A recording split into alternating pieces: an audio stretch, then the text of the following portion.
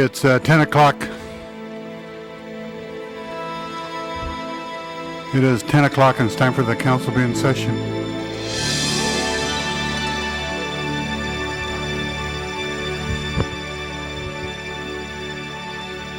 Thank you.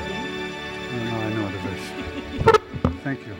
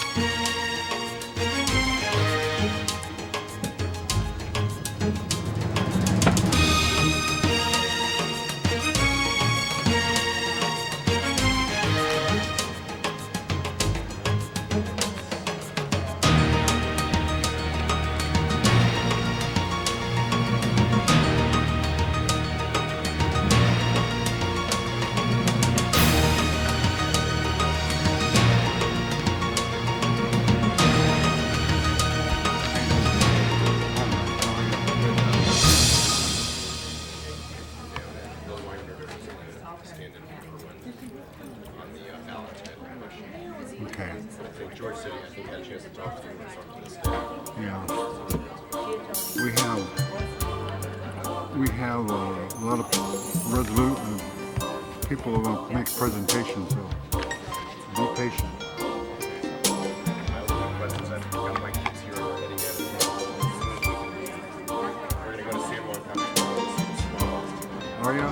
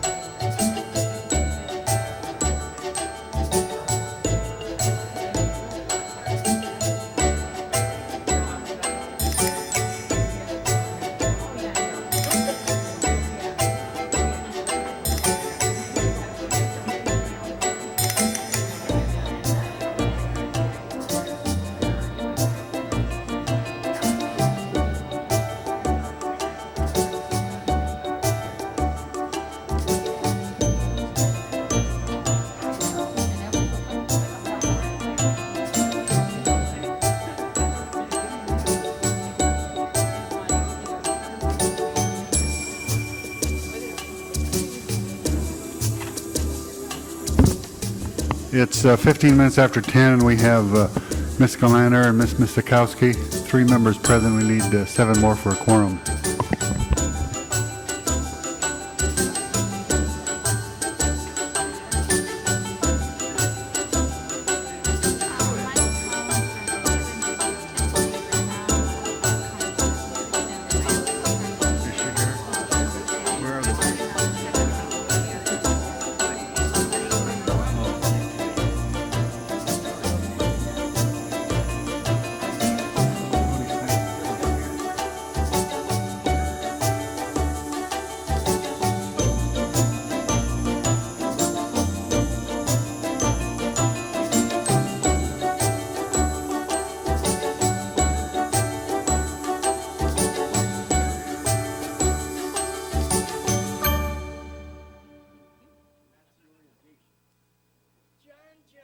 So just 57 and that's it? Yeah, and public comment. Okay.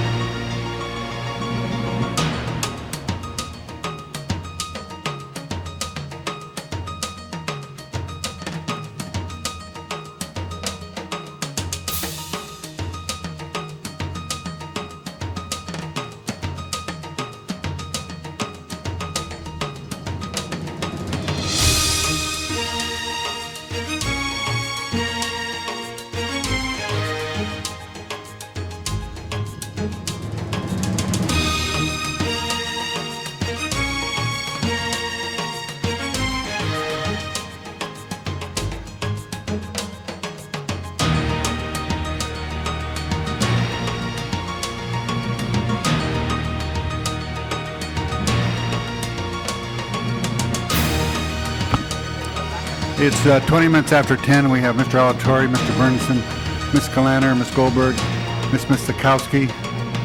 We have 6 members present, and Mrs. Chick, 7 members present.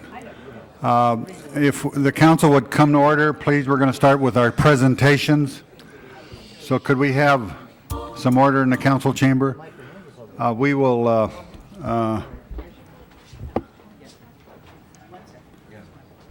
let me just point out that this is a meeting of the City Council for the City of Los Angeles on the 19th day of March 1998. There are 15 council districts in the city. The regular meeting days are Tuesday, Wednesdays, and Fridays. We are currently being viewed by cable subscribers throughout the Los Angeles area on Channel 35, and we're also being monitored by council phone. So we'll start with the presentations, and Ms. Kalaner was here first, and so she will make the presentation.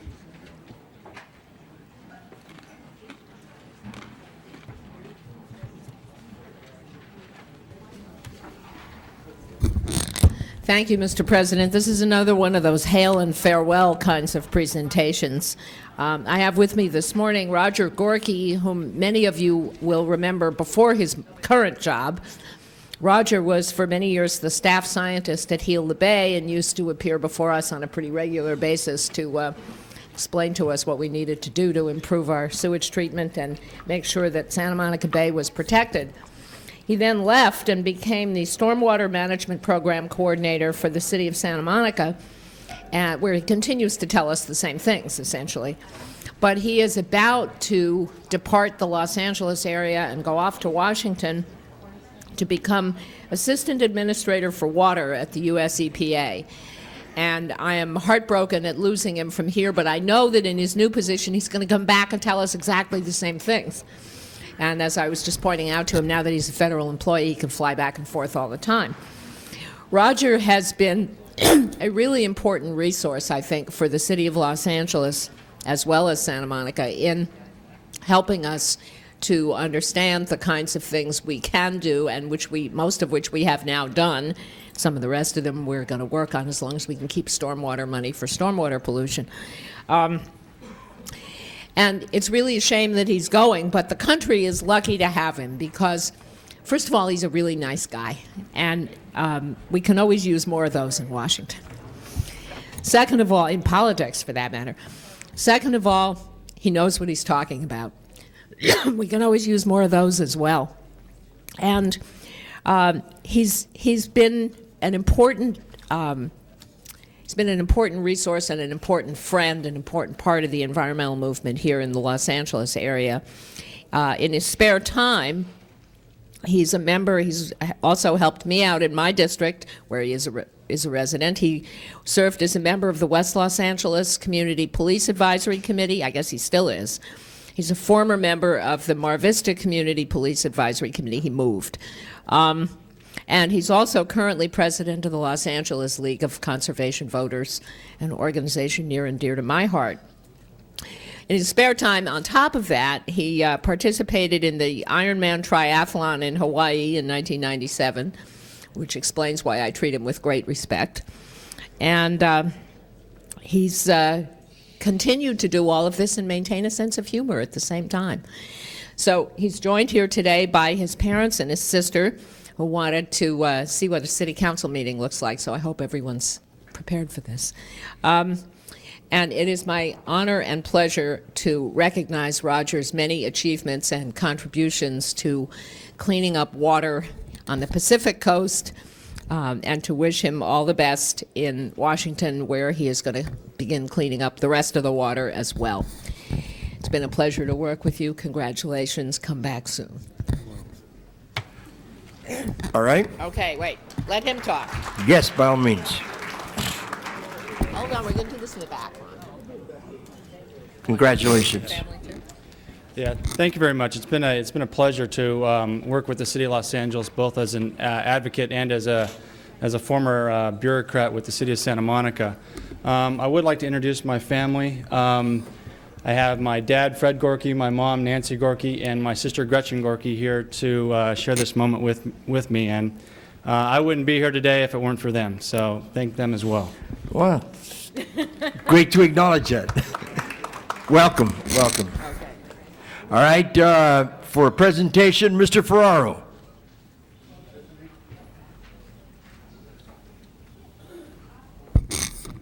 Mr. President, members of the council. You're Tiffany? Yes, I'm Tiffany. You're Sanchez? How are you? I have the great honor today to present a resolution to the Best Buddies of organization.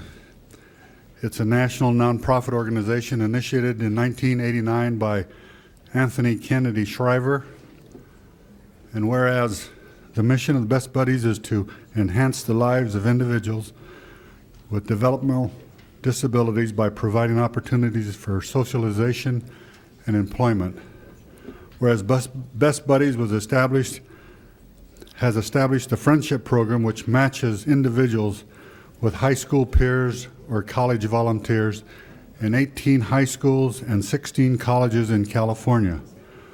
Whereas Best Buddies has assisted 33 individuals in locating employment in Southern California through the Best Buddy Job Program, which places individuals in developmental disabilities in competition, well-paying jobs in the community. Now, therefore, be it resolved that in the recognition of March being Best Buddies Month, the Los Angeles City Council does hereby extend its appreciation to Best Buddies for its dedication to enhancing the lives of individuals by giving them a meaningful and responsible role in our society, and best wishes for continued success. We have the State Director, Tiffany Canava, and she will accept the resolution on behalf of the Best Buddies. Tiffany, Thank you. please respond. Thank you very much. Speak up here. Thank you very much. Best Buddies, for those of you who don't know, we're new and growing fast in Los Angeles. We have friendship programs at 18 high schools in the Los Angeles area, and we're hoping to expand to all 300 in Los Angeles County very soon. It's a club on campus, and a person with a developmental disability is matched with a volunteer, and they eat lunch together, they go to football games together, and they really integrate them into the community. Our jobs program is also very successful. The talent agencies have all hired somebody, Endeavor, ICM, CAA, William Morris, UTA, as well as law firms, and we're very proud of what we've accomplished. This is Aisha. She works at Littler Mendelson. She's been there for almost a year. And Tony Sanchez works at the Los Angeles Convention and Visitors Bureau. He was just made a full-time employee. And before Best Buddies came along, they were sitting at home. They were sitting at home doing nothing. And we really gave them something to look forward to every day and to start making a living and to help their families out and to hopefully one day move out on their own and get their own apartment. So we're very excited. Let me, Tiffany, let me thank you, and let me also introduce Frances Kirkland, who is involved with this organization. You know, Frances is the wife of George Kirkland, our Bureau of Convention and Visitors Bureau. Mr. Alatorre, go ahead. No, I just wanted to take this opportunity to congratulate the PALS program. They're the Best Buddy program. It's I met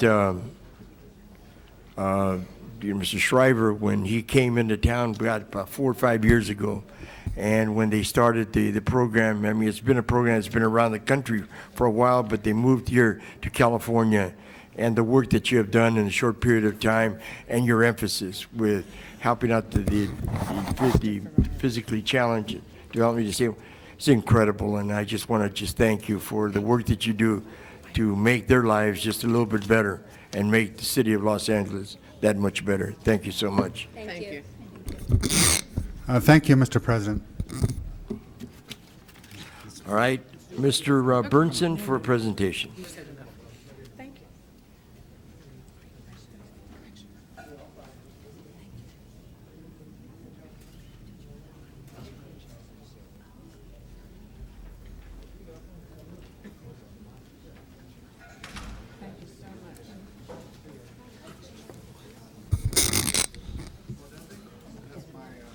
We'll wait till they get finished here.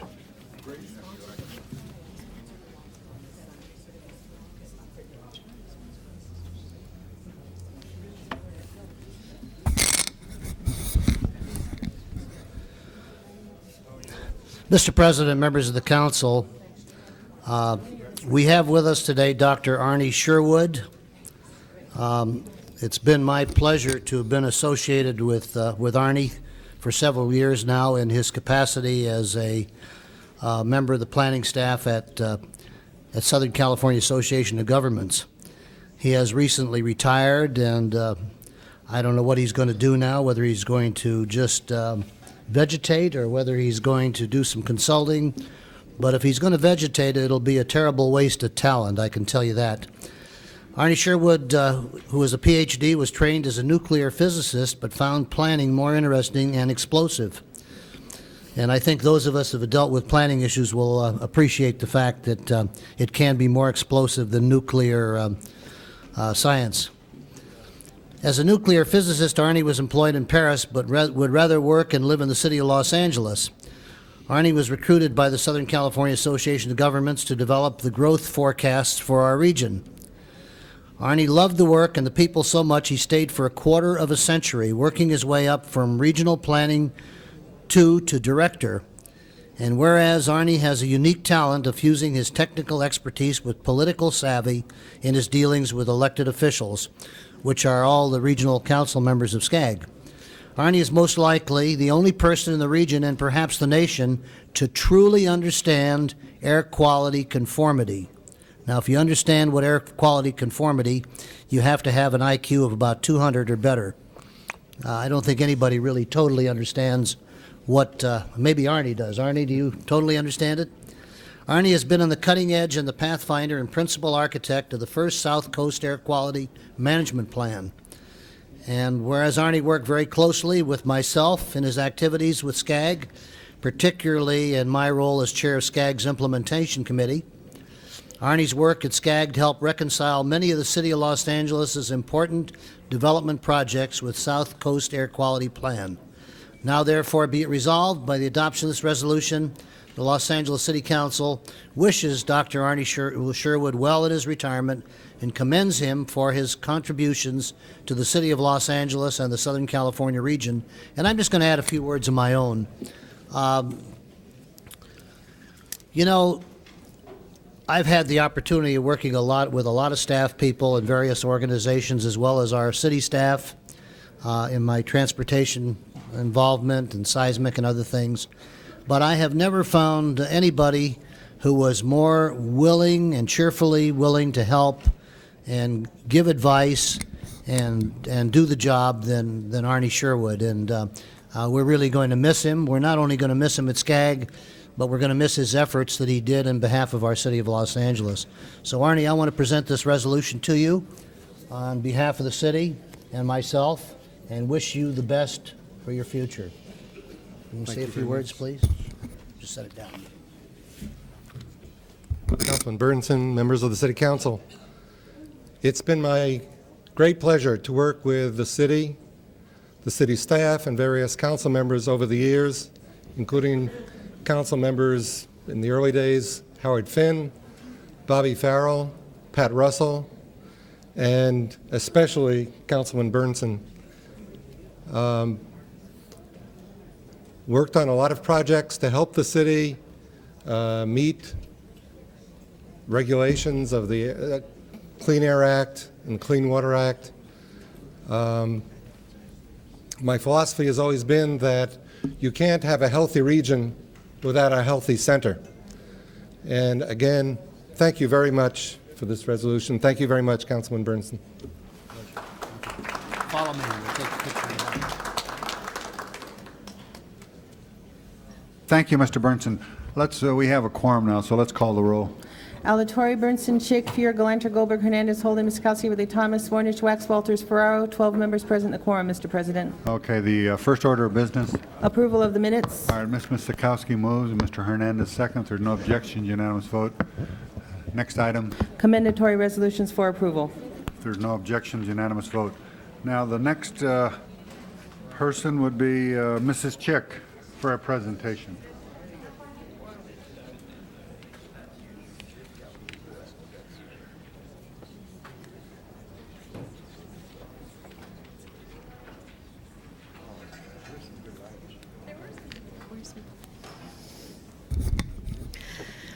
Colleagues, it's with mixed feelings, pleasure for having known him and sadness that he's leaving, that I asked Byron Bachman to come and join me.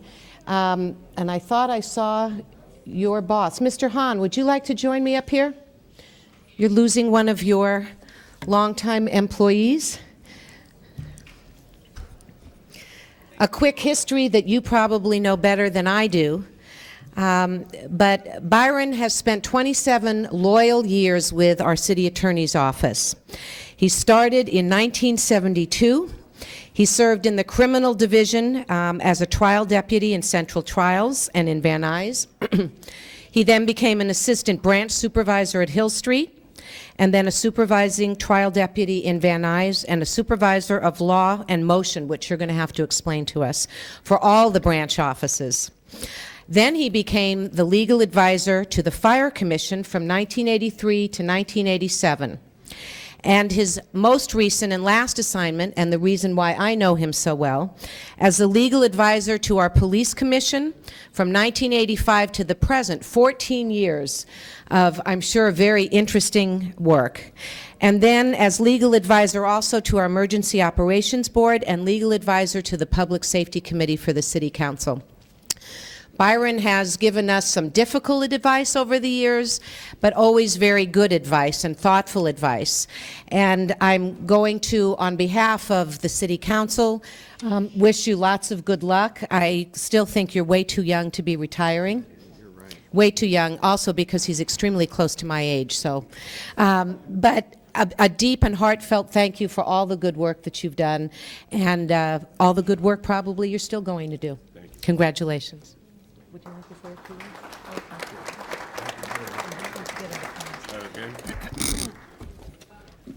words?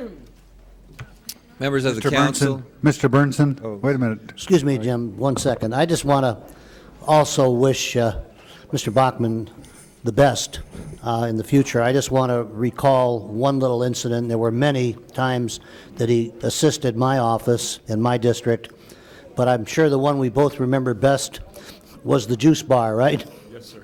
Yeah, we had a lot of fun with that one, and he was very effective. I want you to know that. They're not there anymore, and it was largely due to his efforts. Thank you. The best of luck to you in the future. Thank you. Thank you, Mr. Burnson. Thank you, Mr. City Attorney Hahn. Mr. Ferraro, members of the council. When I was a deputy city attorney, Byron Bachman was my supervisor in Van Nuys, and he was very kind to really build a team out there. We used to go to lunch together as well as work together, and I've enjoyed working with Byron Bachman for a lot of years. Without repeating everything that Councilmember Chick pointed out, I would point out to you and reiterate that think of all the crises that we've had in the city, from fires to floods to riots to earthquakes. Byron Bachman was our city attorney assigned to all those things, and we're happy that Byron is retiring because we can't afford any more disasters like that. I want to wish him best in his retirement. He is somebody who is an excellent lawyer. He's argued cases in all the courts of this state, in the federal court as well. Someone who has been a pleasure to work with, and I want to wish Byron Bachman the best. I think that he's an example of some of the fine city attorneys who serve this city every day, and Byron, all the best. Thank you, Jim. The best speeches are the shortest speeches. When I started with this office, neither one of us that are up here today had gray hair. Now we all do. We don't blame it on the city council in our office. However, I do want to say that no one could have, as a lawyer, picked a better career than what I've had. I truly enjoyed it. I enjoyed working with all of you, and I actually will miss even City Council and Public Safety Committee meetings. Thank you very much. Thank you.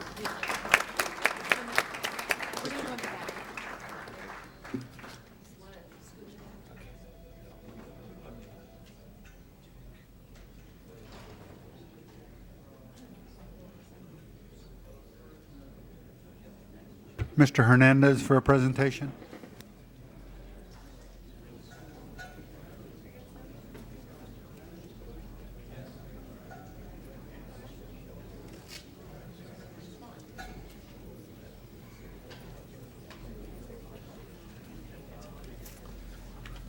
Mr. President, members of the council, I'd like to ask Councilmember Misikowski and Councilmember Goldberg if they'll please come up with me.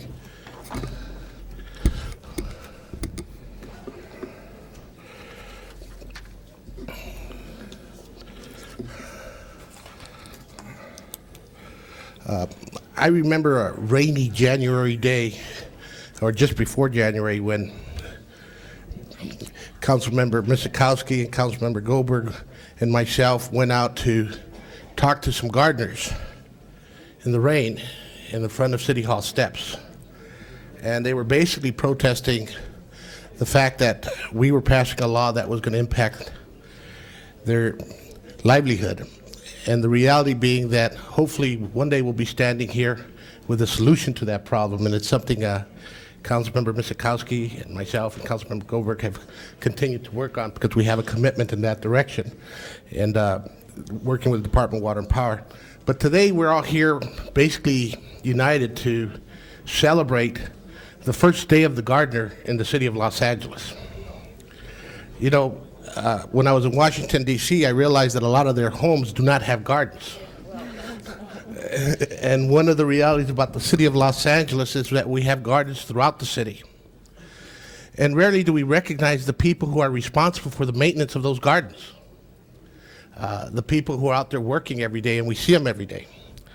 And so it's my pleasure to stand here today and recognize the gardeners and landscapers as artisans that make our city's lawns and gardens a reflection of beauty for our neighborhoods, and by their ongoing work generate tons of gallons of oxygen yearly, thereby contributing a healthier environment for our citizens. The weekend of March 21st is going to be a show of community spirit and celebration of spring. And gardeners throughout Los Angeles and the state of California will donate their labor and time to resources to help upgrade needy areas in our community. What you need to know before me is some of their leadership: Alvaro Huerta, Adrian Alvarez, and Jaime Aleman. On Sunday, the gardeners are going to be celebrating the first day of spring at Griffith Park. As part of their celebrations on Saturday, they're going to be in Panorama City working with the Hermandad Mexicana to help rehabilitate a children's soccer field and basketball court. And so it's a working celebration. And I just wanted to stand here with my colleagues. And again, Councilmember Richard Altori also signed the resolution. Council President Ferraro, as well as Councilmember Misikowski and Councilmember Goldberg, recognizing that by the adoption of this resolution, the Los Angeles City Council does hereby declare March 21st, 1999, as the Day of the Gardener, El Día del Jardinero, in the city of Los Angeles.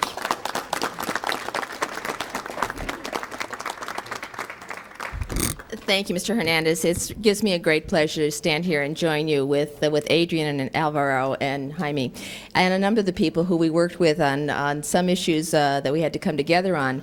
But I think it brought home to the city how important this group of workers is to the city. We just recently went through the issue of business tax reform and a tax equity policy, and clearly this is one of the businesses that I think we, on our tax reform policy, need to give special concern to, because these are self-made entrepreneurs for the most part who are doing a valuable service in our city. I also think it's fitting that we are recognizing this Day of the Gardener this week, where earlier this week we embarked on a whole new policy dealing with our street trees in the city and the importance of them in our environment and in our air quality. So these are the people who help deliver those services and help make this all work. So it gives me great pleasure to be here in support of this particular special honor. Thank you. I'll just ditto my colleagues and say that I think that it's a noble profession and one that does make all of us happy. I mean, you see flowers, you see someone's garden as you drive by or as you walk by, you smile. There's very little else in our environment these days where you just see it and it makes you feel better. And I think that's an important task in an urban area in particular, for us to always have green and the colors of the flowers around to lift those spirits, because sometimes things are difficult in life, and that's a good thing to have, something that lifts those spirits. So I thank you for all of that. President Ferraro, council members, Jackie, Cindy and Mike, thank you. It's good to be here without protesting, everybody united. And these are the people that deserve the credit. They took their day off. We're going to be celebrating Sunday and doing some work throughout the city, trying to make our best, to make the city cleaner and greener and beautiful for everybody. And I'm ready for the Democratic Convention. Okay, so thank you very much. We really appreciate it. Que vivan los jarineros! Yes, I would like to. Hopefully, Rodman comes back in the NFL.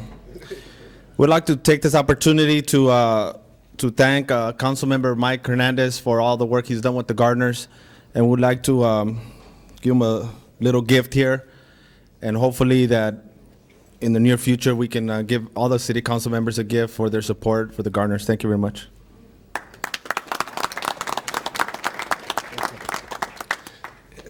Now my gardener is going to be fighting me. Thank you very much. Muchas gracias. Okay.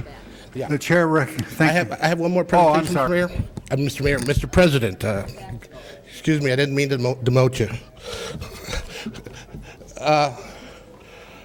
Mr. President, I do have another honor to make another presentation today regarding some special guests to our city. They're basically, I'd like to have Mr. Richard Virtus come up from ARCO. We have some guests who are basically studying our system of government, our system of economics in terms of economic development, dealing with issues such as immigration and so forth. And they're representatives from the German Marshall Fund to the United States. And a lot of people aren't aware, but the government of Germany had set aside, as part of his recognition of the Marshall Plan, $175 million in 1972. That was augmented to, I think, about $249 million in 1992, for purposes of studying and as well as grants to help the economies of Europe and having a better understanding of how people can get along with each other. And we have, as our guests, people who've been studying not only Washington, D.C., they're going to go to Kansas. They've been, I think, in North Carolina. Some of them are out in Seattle. And I thought an interesting thing they shared with me this morning is when they were telling people that they were hearing about Seattle, they were hearing what a great city it was. When they were hearing about San Francisco, they were hearing what a great city it was. And when they talked about going to Los Angeles, there was like a blank. And so they're having the opportunity to find out what a great city we are and how rich we are in terms of our people. And last night, for those of you who don't know, we closed the Democratic Convention deal by having people go to the Conga room. So, of course, they were at the Conga room last night. But I'd like to recognize Ruth Payton. I'm going to blow this one because she's from the Netherlands, and you need to know she's a minister. And this is a certificate of welcome. It's presented to you, Ruth, by not only the City Council, but the Mayor of the City of Los Angeles, Richard Riordan, on behalf of the people of the City of Los Angeles. And we wish best wishes and warm regards in our continued friendship. Thank you very much. We have, I know I'm going to blow this. Tadeusz Sujewakowicz from Warsaw, Poland. Thank you.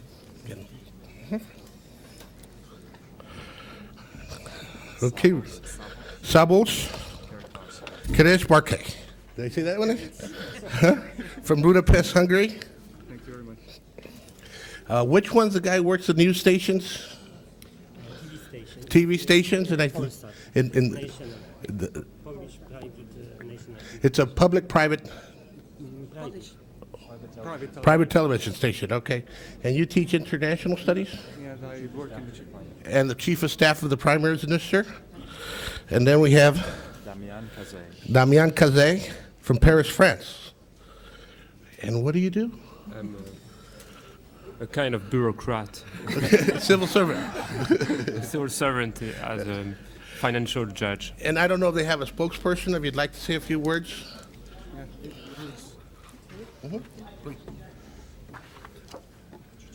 This is Marshall Plan stuff.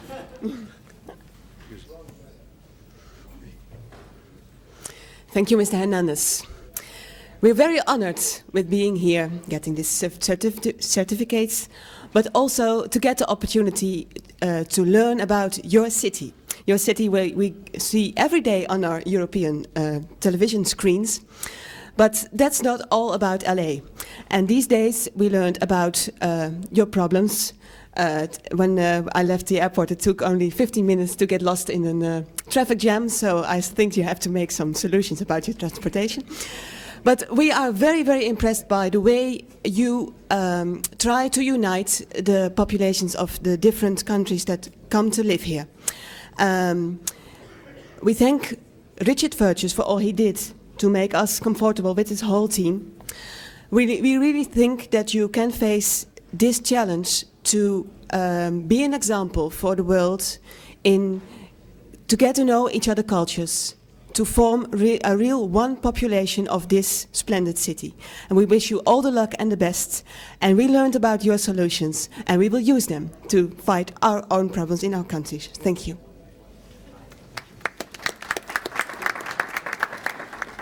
Mr. President, thank you. And Thank you, Mr. Hernandez, and welcome to your foreign guest. okay, thank you. Mr. Fuhr for a presentation. Now we want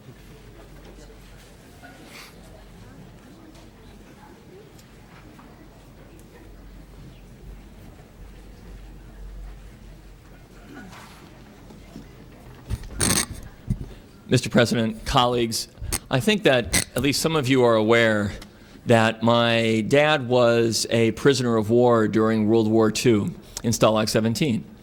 And when he emerged from that experience, he told me why he chose his career. When I was growing up, I asked him why he became what he did. And my dad said that having emerged from that horrible experience, he wanted to find what for him would be the most important work in the world.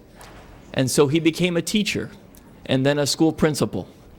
And it's in that spirit that I bring forward the individual who we want to recognize this morning, Ellen Brown, who is a teacher at Grant High School in the 5th Council District. I am a strong believer that we ought to be doing more collectively in this city to promote public education and to highlight the best things that happen in our public schools.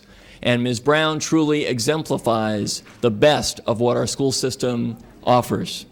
She's a lawyer by training, but for 25 years has devoted herself to education, the last 15 of which she has spent at Grant High School doing some marvelous things to inspire her students to believe in what government can do in a positive way, to think creatively about economics, and to look at the world not through the cynical eyes that so often are promoted in our society when it comes to government, but to look at the world as a place of possibilities.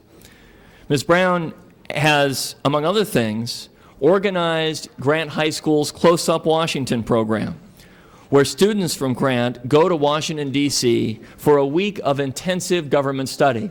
I've been honored to contribute to that program.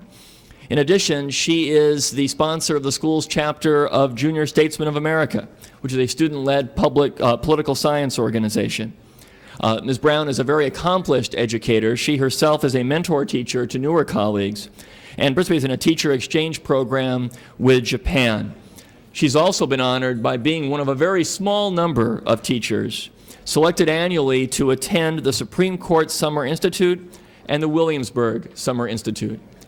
In the spirit that public education in our city is the key to the future of all of us here, I'd like to recognize the achievements of an exemplary teacher, Ellen Brown. I want to say a word. Though we didn't have a lot of contact while I was there, we were on the same faculty for a couple of years together. I was doing government and economics about in the North 40, That's right. as they call the bungalows, and I know of your work, and I am very, very happy to join my colleague, Mr. Fuhrer, in congratulating you on it. Thank you. Thank you, Jackie. I just wanted to say thank you.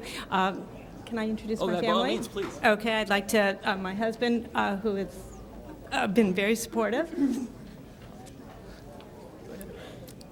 My daughter Nikki, my parents, and my student Morgan, who nominated me.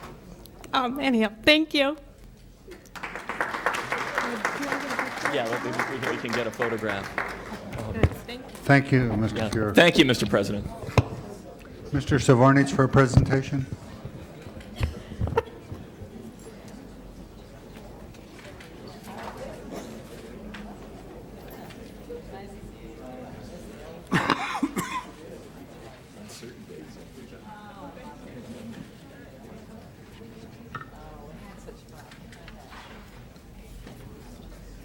Thank you, Mr. President, members of the council. Before we begin, I would like to ask Councilwoman Ruth Galanter to please join me, as well as City Attorney Jim Hahn.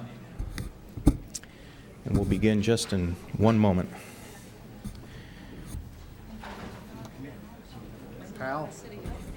Again, good morning, Mr. President, members of the council. Today is indeed a bittersweet day among we in the city family as we honor the retirement of Winston Wynn Tyler as Senior Assistant City Attorney for the Port of Los Angeles. Wynn retired just a few days ago after serving the people of our city with outstanding dedication for 30 years, 27 of which were spent at the Port of Los Angeles. Wynn is a native of Los Angeles, having graduated with honors from Eagle Rock High School, also graduated from Stanford University, attended the United States Navy's Officer Candidate School, and served 3 years in the United States Naval Reserve aboard the destroyer USS Hull. And upon completion of his military service, graduated from Hastings Law School in San Francisco in 1964.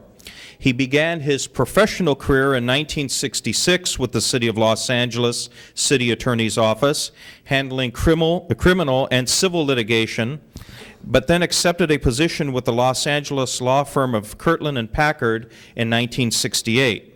He returned to the City Attorney's Office in 1972, where he was assigned to the Port of Los Angeles branch.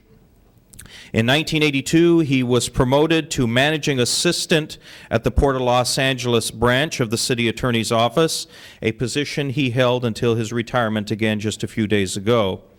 He served as chief counsel for the port, advising the Los Angeles Board of Harbor Commissioners and senior management staff on all port-related legal matters, and regularly attended Board of Harbor Commissioners meetings and many senior management, council committee, city council meetings to provide sound legal advice on municipal and administrative law.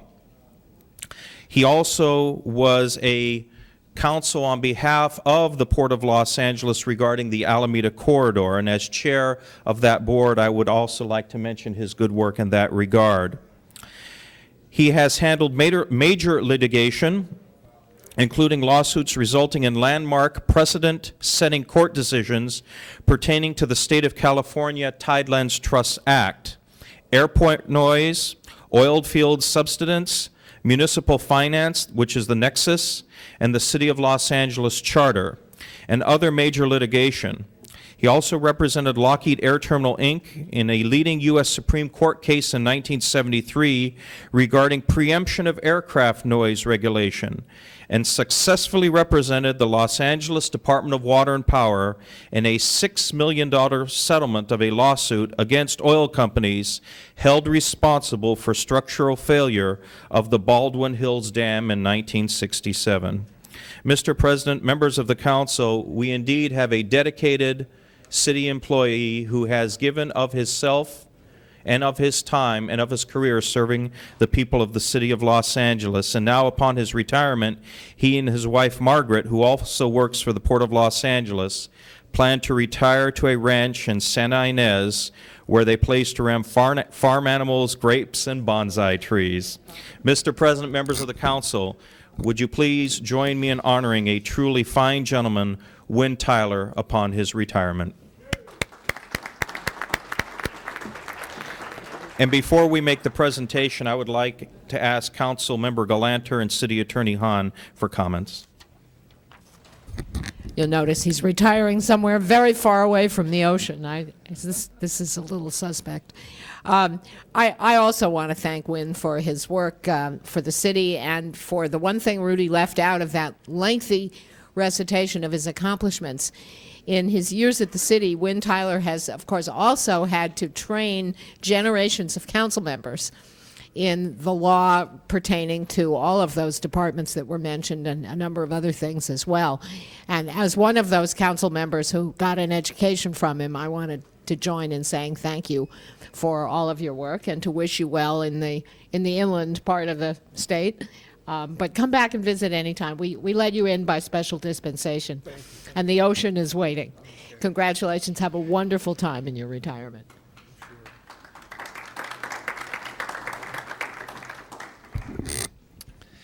Members of the council, it is a distinct honor for me to be with Win Tyler. I have really enjoyed working with Winston as the supervising deputy of our Harbor Division. When you think about the kinds of things that have happened over the 18 years that Win Tyler has been managing assistant at the Harbor, it's really amazing the breadth of issues that he's dealt with. And during that time, the Port of Los Angeles became World Port LA, the #1 port in America, from the Alameda Corridor, as you heard about, to dredging the channel to accommodate larger ships, to building a whole island out in the San Pedro Harbor. There's been an exciting amount of developments, and unlike a lot of lawyers who get in the way of things, Win Tyler has been there to pave the way so that these developments could take place. We had a fun luncheon last week down at Simon's in the port, and we had a good time kidding Win and Margaret, and actually we sang, albeit poorly, a version of the Green Acres song. Win will no longer be worried about commerce, navigation, and fisheries, the three magic words down at the harbor, and I know we all wish him well in his retirement, and Margaret, have a wonderful time up there in the beautiful San Ynez Valley. Win, it's all yours. Mr. President, council members, I really do want to thank you for this honor. It's very much appreciated. I've had a wonderful career here with the City of Los Angeles. I think it's a great place, and I think the City Attorney's Office is a fabulous office. I have previously reported to Jim that there's an outstanding staff down there at the harbor, and they're here to serve you in any way they can. I hope you will continue to support them the way you supported me. We look forward to growing grapes here in the near future and protecting the environment, I hope. Thank you again for this honor. It's been a privilege.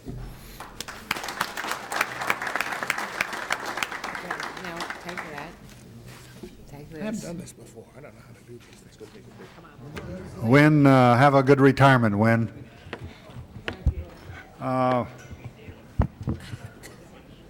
We ran out of resolutions, so let's go with the city business.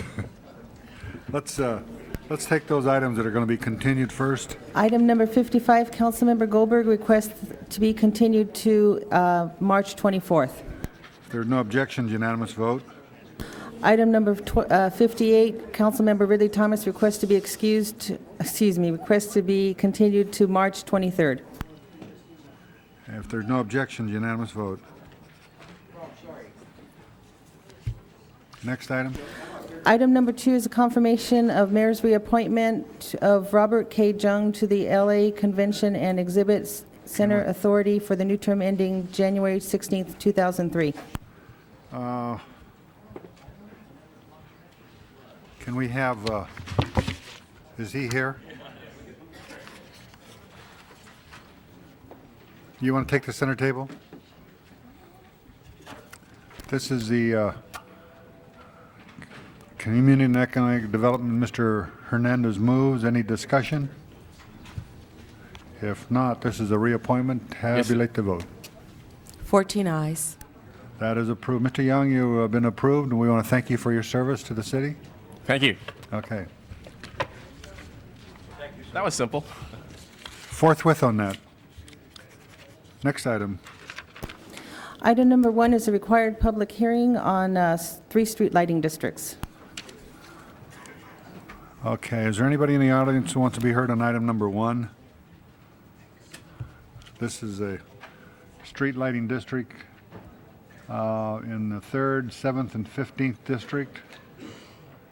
Anyone want to be heard? If not, this item will be continued until March 26th for a second hearing. Next item. Items for which public hearings have been held, items 2 through 29. Items 3 through 6 are ballot title resolutions. Okay, we'll call those special, but 7 through 29? 7 through 29. We called 3, 4, 5, and 6 special. Any specials, 7 through 29? Any specials? If not, prepare the roll, tabulate the vote. 14 ayes. Those are approved. Forthwith on 19 And on 20, please, John, as well. and 20. No objections. Next item. Next item, items for which public hearings have not been held, items 30 through 54. Is there anybody in the audience who wants to be heard on any of those items? We don't have any cards. Anybody want to be heard on any items 30 through 55? Seeing none, the public hearing is closed. Any specials by council members? 47? Mr. Holden has asked 47 be received and filed. And also, we have a item number 48 should be received and filed also. Okay. Those two will be received and filed. Any specials? Any other specials? If not, prepare the roll on 30 through 55 with the exception of 47 and 48, which already been acted on. 55 is also continued, so 54. Tabulate the vote. 14 ayes. Those are approved. Forthwith on 54. Next item. Next item, Mr. President, item number 56 is a closed session. Yeah, we'll hold that on the desk. Next, on the continued agenda, items 57 and 58. 58 has been continued, so 57 is a public hearing, so we'll call that special. Okay, the next item? Next item, Mr. President, is the ballot title resolutions, items 3 through 6. Okay. Mr. Deaton, we have somebody from the appointed commission. I think there's a suggestion that the elected commission be deleted from the ballot title. I think that we will be submitting in each of the ballot titles. Do we have a new, Yes. is there a motion on that?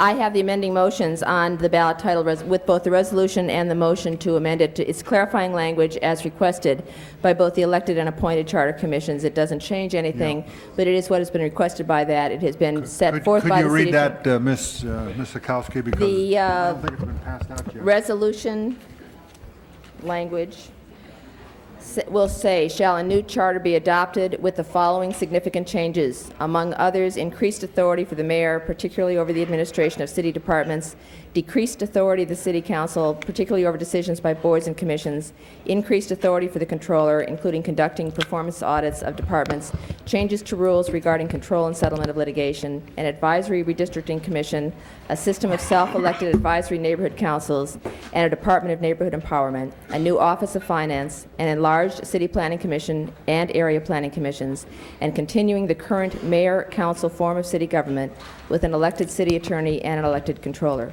The only language that's been changed here is the recommendation, the language that had said it was submitted by the elected Charter Reform Commission and made no mention of anything else. This just drops that and just submits the charter straightforwardly. Okay, is there anybody objects to that change? It deletes the reference to by the the elected. elected Los Angeles Charter Reform Commission. That's correct. That's all it deletes. Everything else stays the same. No, it says nothing about either. Yeah, Yes. that's all. It's fine. Okay, there's no objections to that amendment. Is there any discussion on the Any discussion, other discussion? Mr. Holden wants to be heard. Yeah. Why was it written that way, that one gets power, one get reduced power? You know, I mean, why is it written like that? I think we want to ask Mr. Deaton and/or the city attorney. The city attorney is the one who normally prepares the language for the ballot, and the city attorney, Mr. Tony Alpern, is here I to just want to know explain what's it. the rationale, what's the politics. You know, I don't know. I think, because although this if you're going to create a certain mindset, part of the voter, I got some concern about that.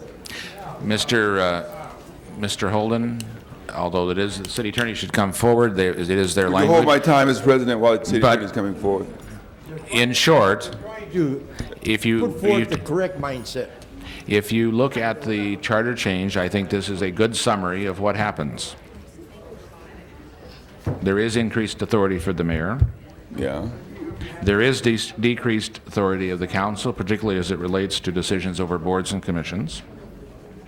There is a system of selected advisory neighbor councils that are created. I believe that this is a good summary of what is before the voters.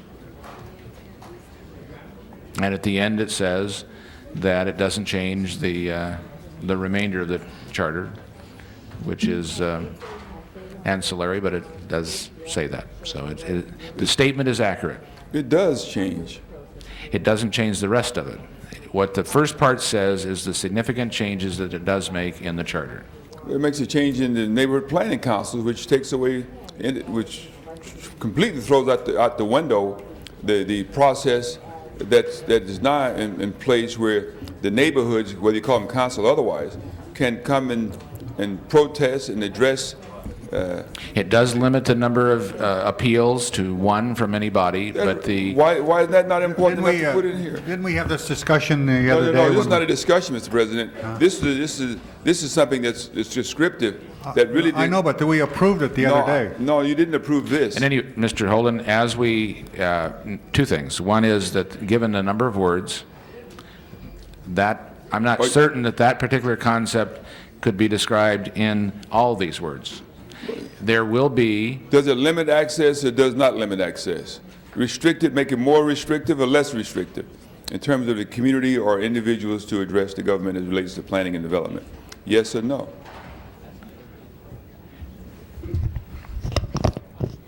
The current system allows, in many cases, for more than one appeal from administrative decisions. The proposed charter allows one level of appeal. Don't you think that's important enough to put in here? It allows one level of appeal. By the way, it also allows the council to bring the matter up under Prop 5 and to have the same authority over planning matters as the council now has. I know, but under Prop 5... That's not entirely true, Mr. Alpern, because under Prop 5, under 245 of the new charter, you have a yes or no vote and you return it. Do you... Not for planning. Not for planning. Not for planning? Not for planning. But you do require 10 votes to consider? Yes. Oh. Yes. But, in some cases. But you could add the words, limits the number of appeals on land use decisions by... You couldn't... I think you need to insert that. You can certainly insert that. The council has the authority to do that. If that's what it does, then I move that we insert it. I don't see anything wrong with that. Scalander?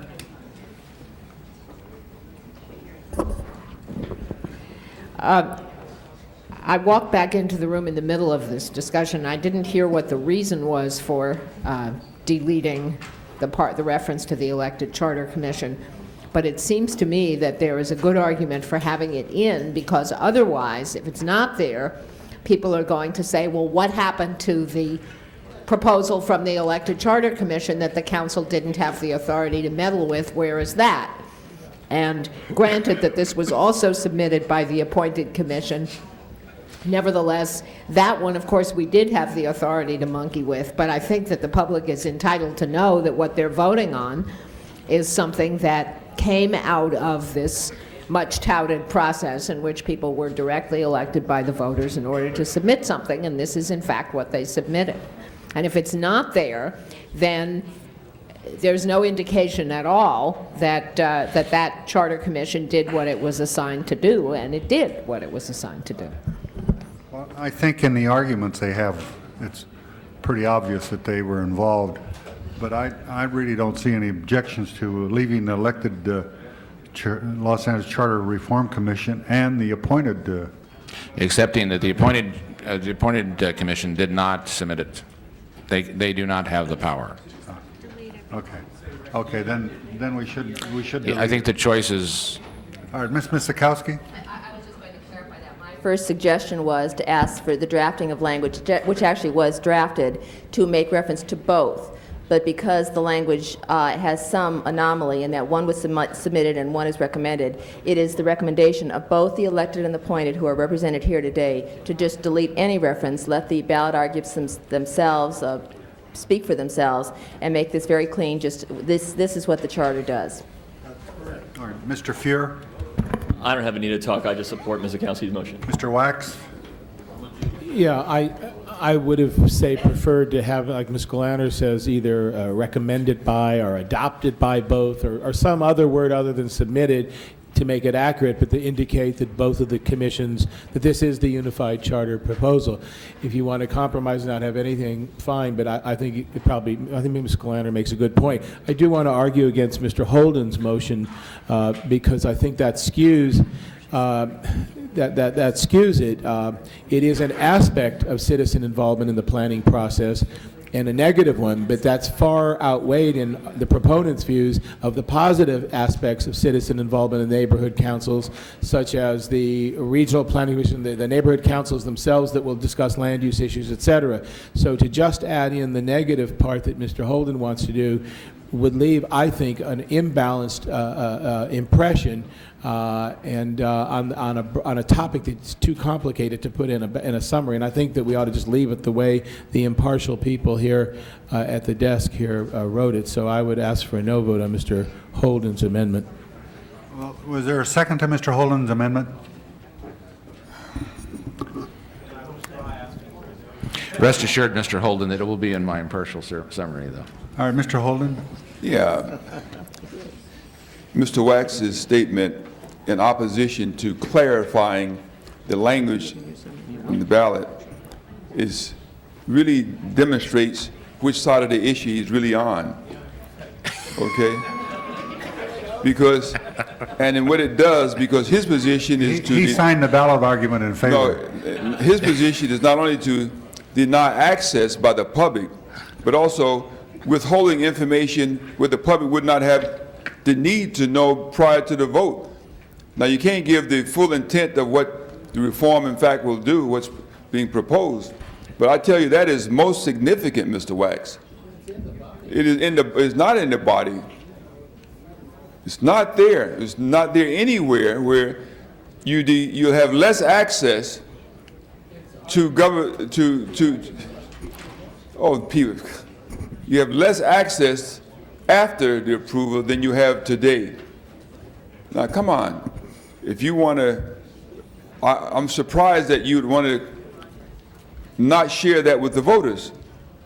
You'll have to see them again if you fail to do that. All of you, I guess, if you don't want to vote for that. All right, Mrs. Chick?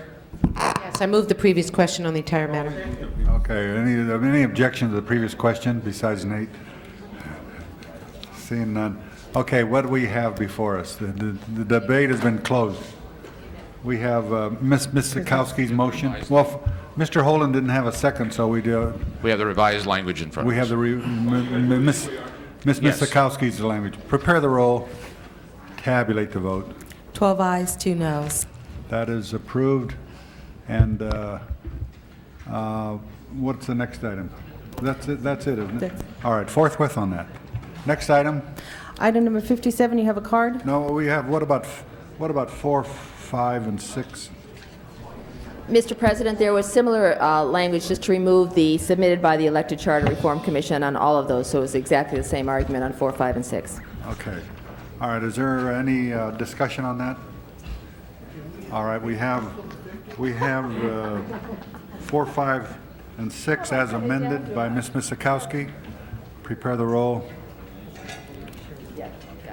Tabulate the vote. 13 ayes, 1 no. Okay, those are approved, and we'll send those forthwith.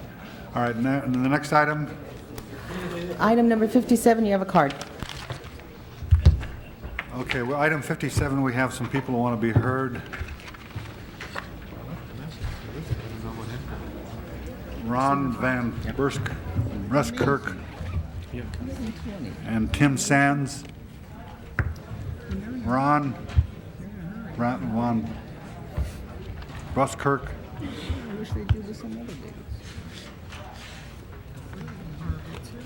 Yeah, you want to be heard? Yes, Mr. President. Thank you, Mr. President. My name is Ron Van Buskirk with Firm Solutions. And I believe the real issue involved in this decision has to do with the fiscal responsibility of this council and the potential savings of $460,000 a year. That's a lot of money. That's a very, very little tiny bit of money when you look at the overall dozens of millions of dollars that are spent on this program. Please consider that if it ain't broke, don't fix it, and watch out for the dangers of putting all your eggs in one basket. One mistake in transition, you'll blow all of that money and more. That's the way we look at it. Thank you, Mr. President. Thank you. Tim Sands.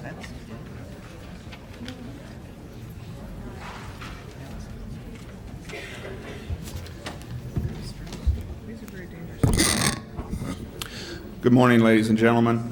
Mr. President and distinguished council members, my name is Tim Sands. I'm a director with the Los Angeles Police Protective League, of which I am the work comp chair. 2 weeks ago, I spoke to you and I addressed some concerns that the league had in switching the third-party administrator from Firm Solutions to Presidium. One of the main concerns that I addressed was that during the transition period, that service to our members would be interrupted. And it's an unknown amount of time on this transition period, this service would be interrupted. In support of that concern, I have given you, through some people here, 2 documents. One is a letter from the United Firefighters of Los Angeles City, and the second being is a report from the City Administration's office in regards to this issue. I would like to address the firefighters' letter at this time. Briefly, the letter states that in 1995, Presidium took over as the third-party administrator for the fire department, and that the fire department had a concern of the service that they would receive from this third-party administrator. And I quote from the letter, "Initially, our concerns seemed justified, as the third-party administrator for the LA Fire Department, Presidium, experienced growing pains, which led to feelings of skepticism and irritation by both the membership and the union." Now, the letter continues and states now that the fire department has overcome those hurdles and that Presidium is providing good service for the LA Fire Department. However, I'd like to point out one of the last sentences in the letter. Any changes in our professional relationship would not be of the best interest of our membership. Ladies and gentlemen, I think this is right on point with how the league feels. The league feels that during this transition period, there would be an interruption to the service provided to our members.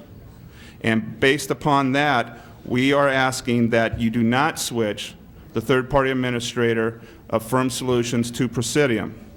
I would also finally like to draw your attention to the CAO's own report on this issue. And basically, as it addresses on page 5, numerous consultants were consulted in this report.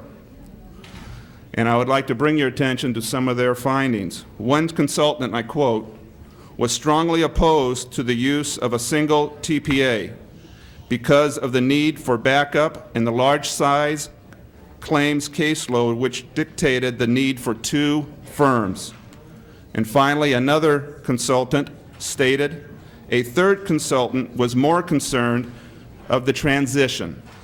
It is extremely difficult for any third-party administration firm to immediately assume a caseload of some 7,400 claims and to hire 70 trained people overnight without tremendous difficulties.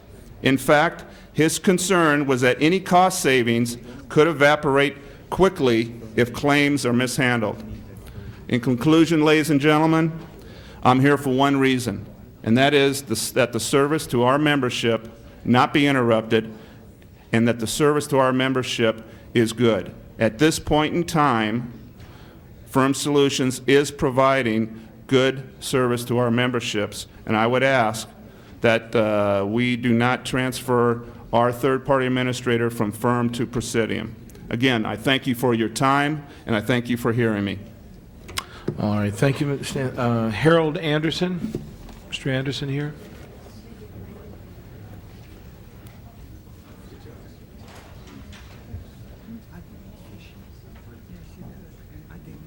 Mr. President, ladies and gentlemen of the council, I've been kind of scooped. Mr. Sands of the Police Protection League has quoted a letter in which we solicited from Ken Brazel specifically to address the condition of the current program as well as the condition of the program prior to us taking over. He did read some of the letter verbatim, however, he did redact the letter, and I would like to at least conclude where he had left off at, where the president of the United Firefighters has written. However, and this is in direct response to the feelings of skepticism and irritation.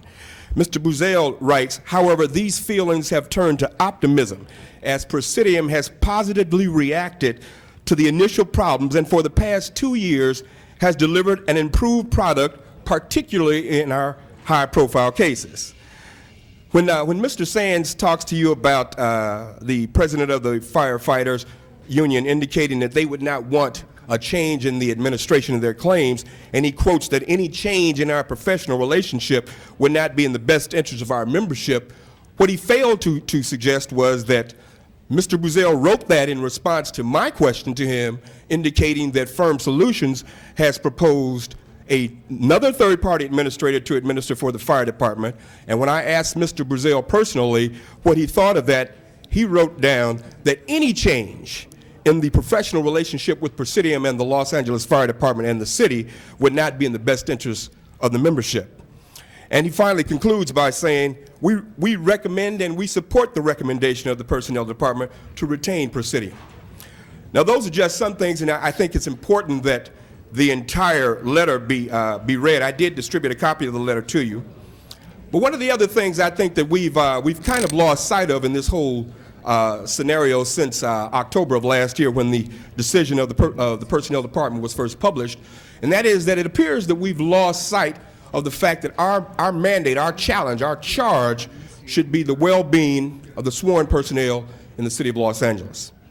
We have committed to that well-being as evidenced by our work with the fire department. I think that in all honesty and in all fairness, when the Personnel Department sent out a survey at the request of the council, when Tim Sams himself sent out a survey of his membership that he later published in the Blue Line, the response was overwhelmingly that Firm Solutions was not performing adequately and, in fact, very inadequately. Conversely, Presidium was overwhelmingly approved by the LAFD as providing more than satisfactory service. The other condition that I would like to address, because it's very important in this, and I touched upon it a couple of weeks ago, and that is the transition from one firm to another firm. Presidium, as is our wont, has already gotten out in front of this issue.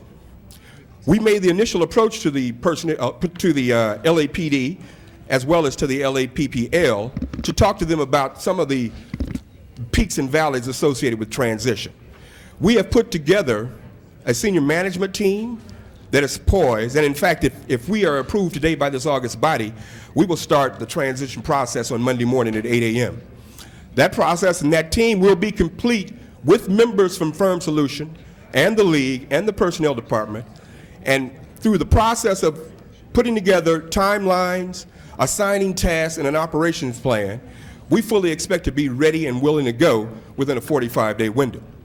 On the day in which the claims are to be actually transferred, what Presidium proposes to do, as we have done in the past when we have transferred large blocks of claims, we fly in qualified personnel from Presidium to assist in a weekend work party. We transitioned 5,000 claims for the MTA. by utilizing all of the personnel from all of our offices in California who came together in our Pasadena location one Saturday morning, and by Sunday night, we were ready to open for business on Monday morning. We propose to do the same thing in this regard, and we fully expect the cooperation from the administrator who will no longer be handling the claims, from the Protective League, from the Union for the Fire Department, from the Personnel Department, and certainly from the senior management of Presidium. So I ask that when you do decide to take this vote, because it's been a long time coming, that you think about the well-being of the sworn personnel in Los Angeles. This sworn personnel deserves the best. Presidium has offered the best, and I think it's time for us all now to try to deliver the best to the sworn personnel. Thank you much. Thank you, Mr. Anderson. Is there?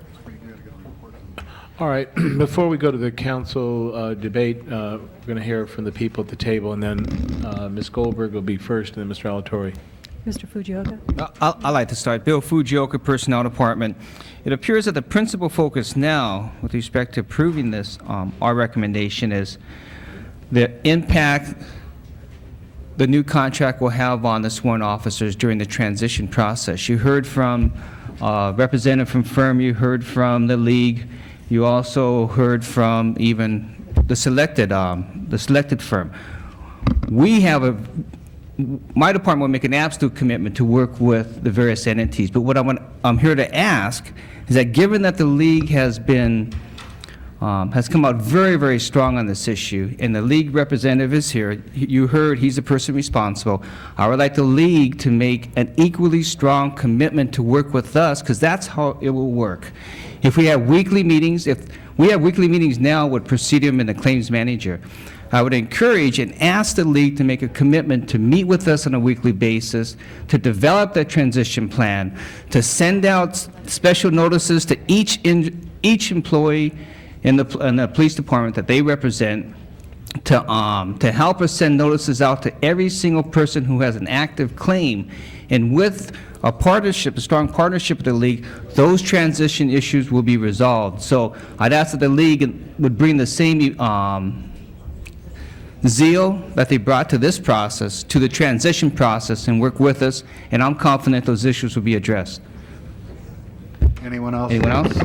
All right. Yes. Do you May I want to be speak? heard? That's Richard Welch, Director of Risk Management, CAO. We support the Chair's recommendation. We're satisfied that the development of a contingency plan and the performance of the quality and the financial audits will satisfy the concerns that we had. okay. Commander Betty Kellepez, Commanding Officer, Personnel Group. I have with me today Ken Kraus, who is the commanding officer of our Personnel Division, and Lieutenant Luther Lutz of our Medical Liaison Unit. The Los Angeles Police Department is satisfied with Firm Solutions' handling of their cases thus far. However, we understand, and we have been part of the selection process that has happened before, and in fact, my predecessor, Commander John Moran, was part of that selection committee. And having been part of that selection committee, we do support the Personnel Department's decision to make this change as they see fit. It is a monetary decision on their part. They have done sufficient work and sufficient surveys to determine which is the better of the two, and they're making that decision. The Los Angeles Police Department supports their decision. Anyone else want to be heard? Okay, then we'll go with the council. Ms. Goldberg. Yes, I'd like to move 57A. And the reason that I think it's important that we do this is that there are about $500,000 in savings in having one TPA for both of those groups as opposed to having two. The savings are not between FIRM and Presidium. They're pretty much close. In fact, if you look at the ratings, the two are pretty close. So the question is, do we want to save $500,000 and have one do all the sworn and have the internal group do in Personnel Department do the civilians? I think that that's a good solution. And I think it's a good solution because, frankly, the claims from fire and police are very similar. They're not identical, but they're very similar. There are many of the same kinds of injuries. Some of them are very serious. Some of them are very high profile. And I will tell you, in all candor, that I think that if we don't get to the point in this body where when we have a winning firm in a process that we select because they won, and that we have to refight everyone every time a firm loses, we will never get anywhere in this council. This is the fourth time we have had this before us, and it seems to me that at some point or another, we either should get rid of having bids and panels and selection committees, because we won't go with the winner if we have friends that are on the losing side, or we should do this because that's what the process came out with. Now, I read the CAO's report carefully. In committee, I agreed with the things that were asked to be added, such as the audit, because we want to make sure that everything is fine. But this is a company that has been around for a long time in one form or another, and I say that because like so much of else going on in the world, they've been buying each other out and combining groups. Many of the same people from firm, because of worker retention, will be actually the exact same people now working for Presidium on these claims. And I just think that we have to have a process that we have faith in. If we don't have faith in the process, we should get rid of the process. But otherwise, every time some contract comes up where we're going to change something and some contractor doesn't win, we're going to go through this process over and over again. I just don't think that's the way to do it. The police department was involved in the selection. This is the winner, and it saves the city $500,000 a year, not again versus Presidium versus firm, but $500,000 based on having one doing all the sworn versus having two do the sworn. And I urge and I vote on 57A. Hold on. Mr. Alatorre. Mr. President, members, I listened to the debate the last time out, some of the representations that were made about the reasons for the selection of Presidium. Well, the fact of the matter is I don't think you can compare the fire department and the police department in terms of volume and in terms of the difficulty in the resolving of the claims. I don't agree that Presidium has the kind of expertise to do the police that the people have represented them to do. I think when you look at the record, I think that they've done a great job with the fire department, and so be it. But I think when it comes to the police, and then when asked the question about their experience with the police, I think that there wasn't exactly a great deal of forthrightness about how old the experience was and whether in fact it was contemporary or not, or whether in fact it even mirrored the type of experience that Firm Solutions has as it relates to the police department. I think that we're moving in the wrong direction. I don't believe that, number one, that the city is going to be better off. Now, if the whole intent is to put somebody on there and a year and a half later then say, you know what, they're not doing a good job, let's take it all over, and the city take it all over again, and we'll have justification for doing it because we've allowed for a period of time. I don't believe that the period of time that has been allowed has been sufficient. I think what was made, statement that was made by one of the people that testified, what is wrong with the process now? The rank and file officers are satisfied with the present vendor. I don't know why we have to change that vendor. Probably the rank and file of the fire department is satisfied with the vendor that they have now. I don't even know why you have to change that. I mean, I just think that if we're doing it to save money. We've been talking about saving money for a long time, and it hasn't necessarily started to come true. We're barely starting to see some savings for that we did, and that's turning it over to a third party. I think that we're making a mistake. I don't believe that the qualifications of the vendor, they may be very strong in fire, but they can't even begin to try and mirror the qualifications of the present vendor as it relates to the police department. And I don't believe that it's true to say that they're almost comparable and there's no difference. There is a difference, or else we would have done it the way they were talking about the last time. There was a fundamental difference, and I think that they were talking about performance. They have performed. I would ask for a no vote on this, and I believe Mr. Burnson will be making a motion that I will support. Okay. Mr. Hernandez? This again becomes one of those confusing things. I just want to ask some questions because I think that when the city was administering the workers' compensation claims, the reality was we felt that there were some problems and it had to change, and that's why we came up with a TPA. And it's my understanding from what I've heard from both entities of sworn personnel that at the beginning they both had problems, and then that they worked them out and they basically like the systems that are under them. What I need to ask is, one of the questions that was brought up by Mr. Sands was the reality that in this transition, and I just heard some kind of a plan. The question I'm asking is, what is our plan in regards to the transition? Do we have all the parties in agreement in regards to a transition? Because obviously when we went through transitions in the past, we had some growing pains on both sides. And so what is concrete right now in regards to the plan for the transition? And how are we going to deal with the claims that might fall through the cracks, if any fall through the cracks? That's one question I'm having. Then the other issue that came up in this discussion was the question of putting all your eggs in one basket. And again, I'm just asking our staff to tell us what the plan is. Councilman Alatorre has suggested that maybe it's possible that the strategy is to ultimately have the city playing the same role it was playing before. And I just want to know, what is our strategy if in either side we were to lose a TPA? What would we be doing to deal with those issues? As you know, the current contracts have been extended. I'm sorry, I'm Diana Britt, the Chief of the Workers' Compensation Division for the Personnel Department. As you know, the current contracts have been extended through the end of June of this fiscal year. We expect that we will continue those contracts so that we can use that time to install computers, train staff, and hire staff. It is not our intention to make the transition until all personnel are in place.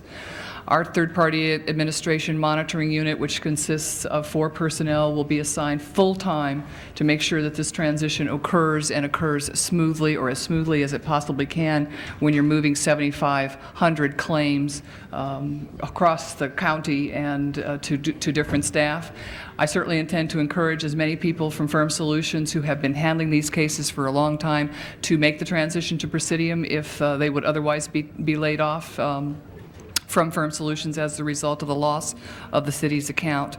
But as Mr. Fujioka indicated, we are committed to making this transition far smoother than the last one was, which of course was our first experience at outsourcing, and to establishing the positive relationships that we now have with both unions and both departments much more quickly than we did the last time around. With respect to the backup in case of default or in case of dissatisfaction, which I certainly don't think is very likely considering the history that we have with Presidium, as indicated in Ms. Goldberg's motion, one of the things that we will be doing is developing a backup plan precisely so that if there is a default or a severe lack of satisfaction in terms of the quality of the services that we and the members receive, we will be able to make the transition to either another third-party administrator or to bring those cases in-house as we currently handle the civilian program. I have one last thing. Just if I could ask one more question, I won't press my button again, Mr. President. Yeah, go ahead. In the transition phase, if by June you don't feel the transition has been complete or adequate, is there a way to extend beyond that so that we can make the change when we feel that process has been adequate? Yes, if this body would approve that extension, you can certainly do that. And I'd like to add one more thing. Given that the transition is a very, very critical process, what I'd like to offer is to have a representative from the CLA's office and the CAO join us on an ad hoc basis, overseeing this process. And then on a regular basis, I would also like to come to the Personnel Committee and get on the Chairs Committee's regular agenda. We can report on the efforts of the transition process on a regular, ongoing basis until all of us reach a comfort level. Mrs. Chick? Yes, thank you, Mr. President. Am I correct, Mr. Fujioka, that back in around 95, the Personnel Department at that time was recommending again that we use one firm one company for workers' comp for fire and police. That recommendation came into council. Council chose not to then follow your advice, and certain council members advocated for adding a firm, another company. I believe the recommendation in 95 or 94 was to give it all to Firm Solutions, and there were members of this council who, for whatever reasons, I think, decided that they wanted Presidium on it as well.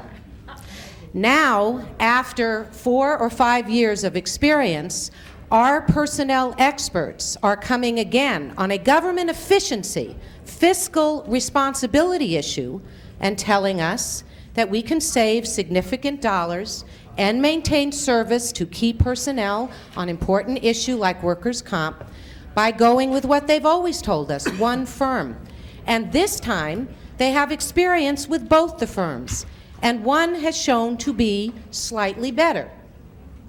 But we are here for the 4th time, arguing again on this recommendation because we have some of our very valued and honorable and honored staff telling us that they're worried about a transition period.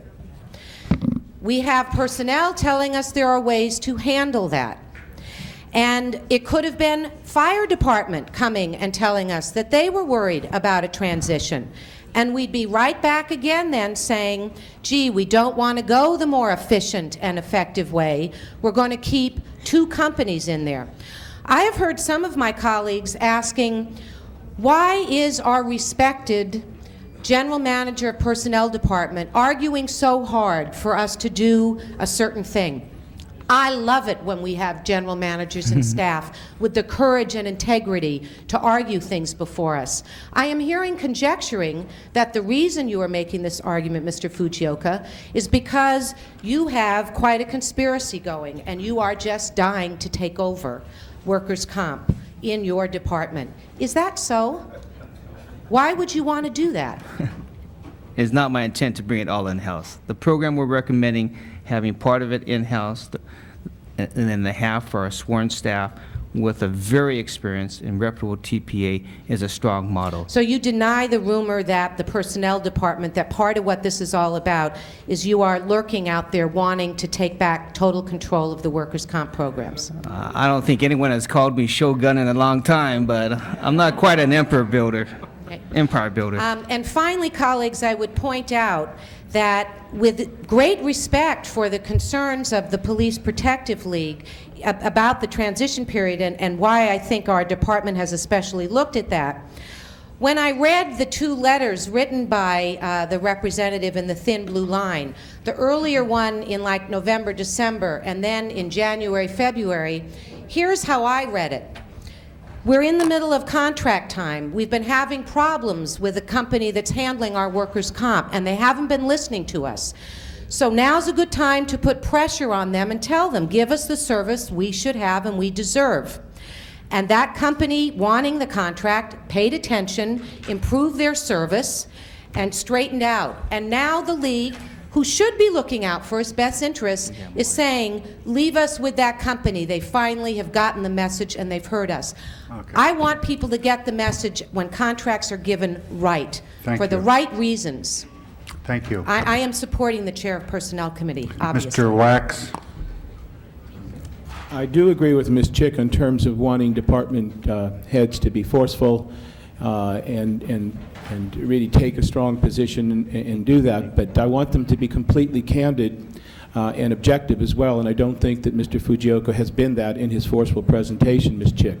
And let me make 3 points that I would like to address towards that, because they go to what Ms. Goldberg talked about, faith in the process. I don't have faith in the process.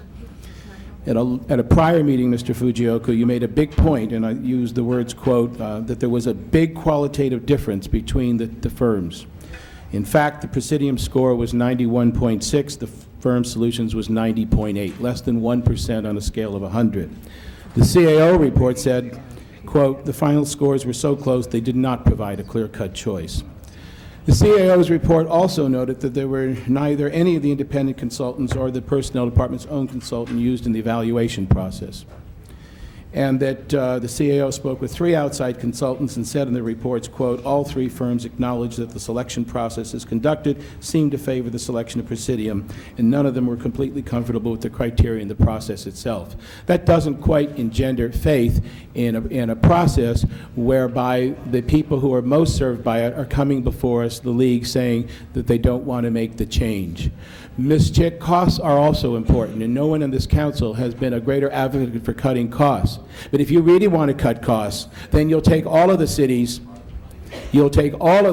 workers' claims comps and put it all out to third-party administrators and divide that up among a couple so that there is competition there, and you'll really see a savings. The fact of the matter is that neither the police nor the fire were happy when the city was running it. Neither of them were. And the whole reason we went to TPAs is because the parade of horror, Mr. Fujioka wasn't here, but his predecessors were here, and there was a parade of horribles in administering the system. And so we decided, and the recommendation originally was to have it all go out to TPAs. We compromised the uniform services among to the outside, the other staying in-house. But if you think you can save $500,000 cost on this one, you'll save millions by putting it all out to several qualified TPAs. But no one here will do that for the obvious political reasons that in that case, the political reasons become they're not going to do anything to the employees in the personnel department. So costs are really a two-way issue. If you're going to use it, then you have to really go to the way that the original consultants, Johnson Higgins, had recommended and go all out to third-party administrators. So we went with this compromise. It's close. I could go with either way in the sense, if the league would be happy and the firefighters were happy with the one, I would go. But if there is a split, I would rather lean towards satisfying the clients, the league and the firefighters both, given that the qualitative difference and the monetary difference really isn't that great. Mr. President? Mr. President? Can I make a quick Before comment? we continue, Mr. Ridley Thomas, you have an introduction.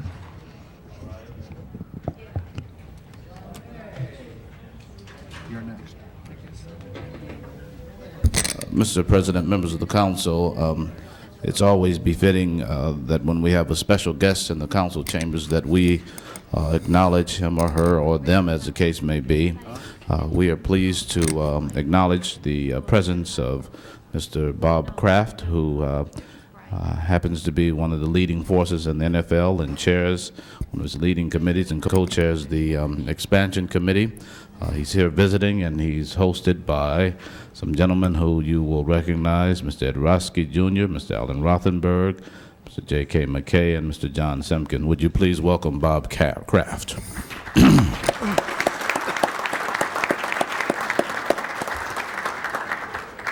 Thank you, Mr. Ridley Thomas. And Mr. Kraft, we hope you enjoy your visit to Los Angeles.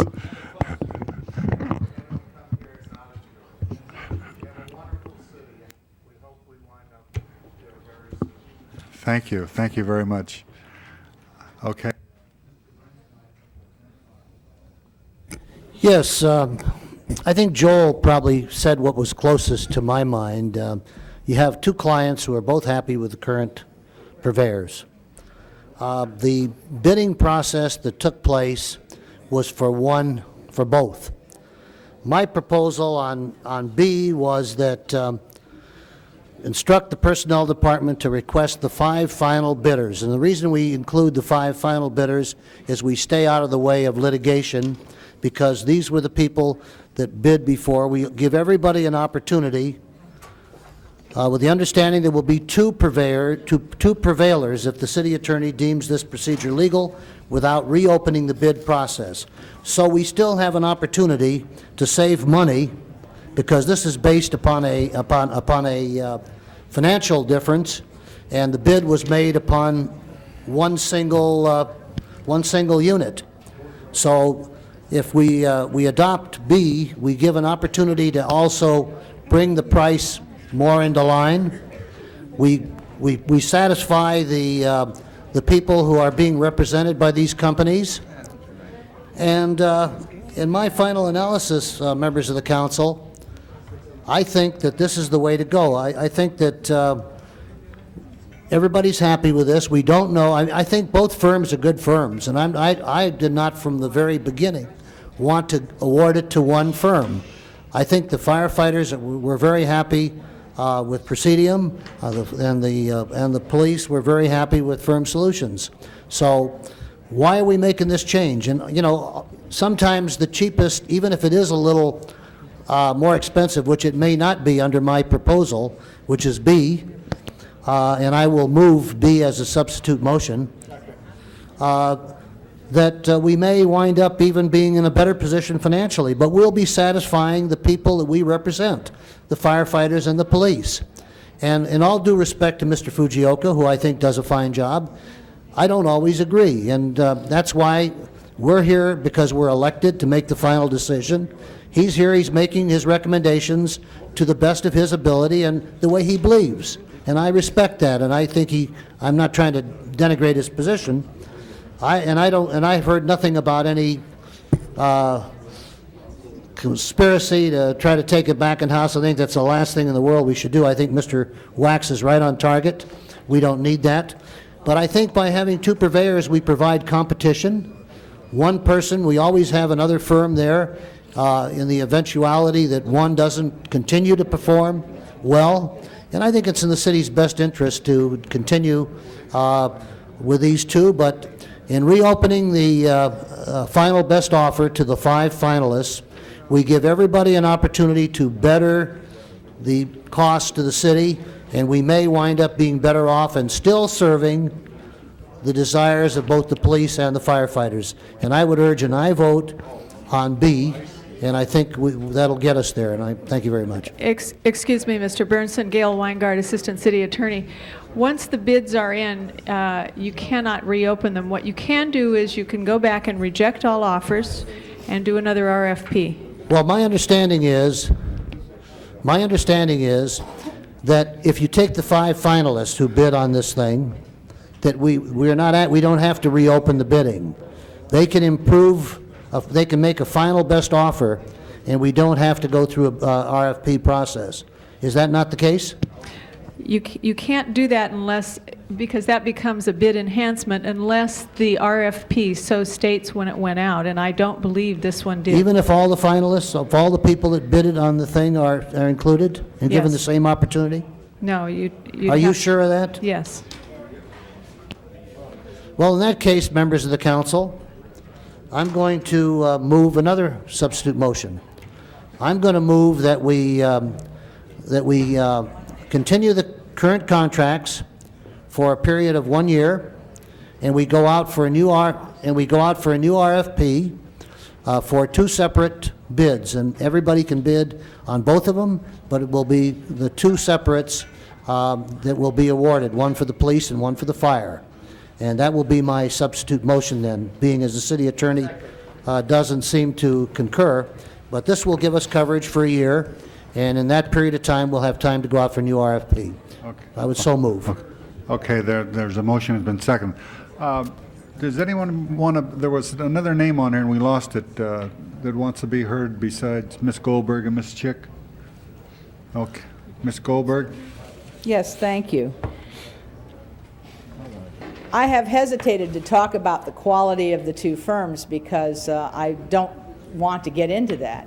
But since it's been raised, let me just mention, Mr. Wax, that if I were to give you the phone logs for about 11 or 12 months, if I were to give you the letters that I received and the begging calls that I received from people who were unable to get in touch with the losing bidder on this, to get even a call returned, that I had actually spoken to the general manager about bringing to committee the possibility of ending that contract before its term was up.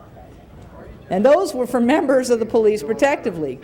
No one is saying they haven't gotten better, but they got better at the risk of losing it altogether. And I'm not sure that's exactly who I'd like to go with in this situation. If we're comparing the city's group with outside groups, then I think we should compare apples to apples and oranges to oranges. The reason that we had so much trouble when the city had it only, and I do not recommend that now, and I didn't recommend it then, but the reason is that their caseload was about 4 or 5 times that of industry standard. So they had too many cases per person. They still have more cases, I believe, inside per person than they have in the outside firms. But they're managing because they're civilian cases, and frankly, civilian cases usually are not as complicated and enduring as sworn cases, which is why we decided and recommended from personnel, and this council adopted the idea, that we would go outside for sworn and not for civilian because of the degree of complexity. Now, I would say to you that if we throw this out and start over again, that what we'll end up with is, first of all, about $50,000 a month in costs for the entire time of the RFP, because that's what we save by having 1 over 2. And second, that we'll end up right here again, only we will have picked 2. Now number 3 and number 4 will come in and say, why don't we have 3 or 4 of them, because the county has more or this entity has more. I don't see what we get, and I just would urge us to settle this once and for all. I do not believe that we are going to have difficulties. I understand people's fears in transition. I really do. But I believe that between the oversight of the Personnel Committee and the Personnel Department working with the administrator, that we can make sure that this is a seamless transition, because we have several months to do that with. These contracts do not end tomorrow. They end in June. We have an opportunity to save some money, provide a high level of service, follow the recommendations of the CAO's office to make sure that we've got a firm that is fiscally sound, and I think we should just go ahead and do it today. All right, Mrs. Chick. Mr. Fuhr hasn't spoken, so I'll call. Mr. Fuhr, what do you want to say? I need to say something real brief, because a comment was made, and I wasn't going to say anything, but I pride myself on a number of things, Mr. President. The one thing I do pride myself on the most is my integrity. There's a question about qualitative difference. I made that statement in the context of our ongoing, everyday assessment of the firm's performance, not a simple scoring formula for a contract. And with respect to the consultants, calls were made to individuals to solicit their input. They did not do an in-depth review, but with respect to qualitative difference, that was based on my everyday, ongoing assessment of their performance. All right, we moved to the previous question. Now, what do we have before us? We have Mr. Bernson's motion, I believe. Mr. Bernson's motion to continue the current contract for 1 year, and in the meantime, to come out with a new RFP for 2 separate bids for the fire department and the police department. All right. Prepare the roll on that. Prepare the roll. Tabulate the vote. 5 ayes, 9 noes. That failed. Now we have Mrs. Goldberg's motion. Yes. Ms. Goldberg's motion, prepare the roll.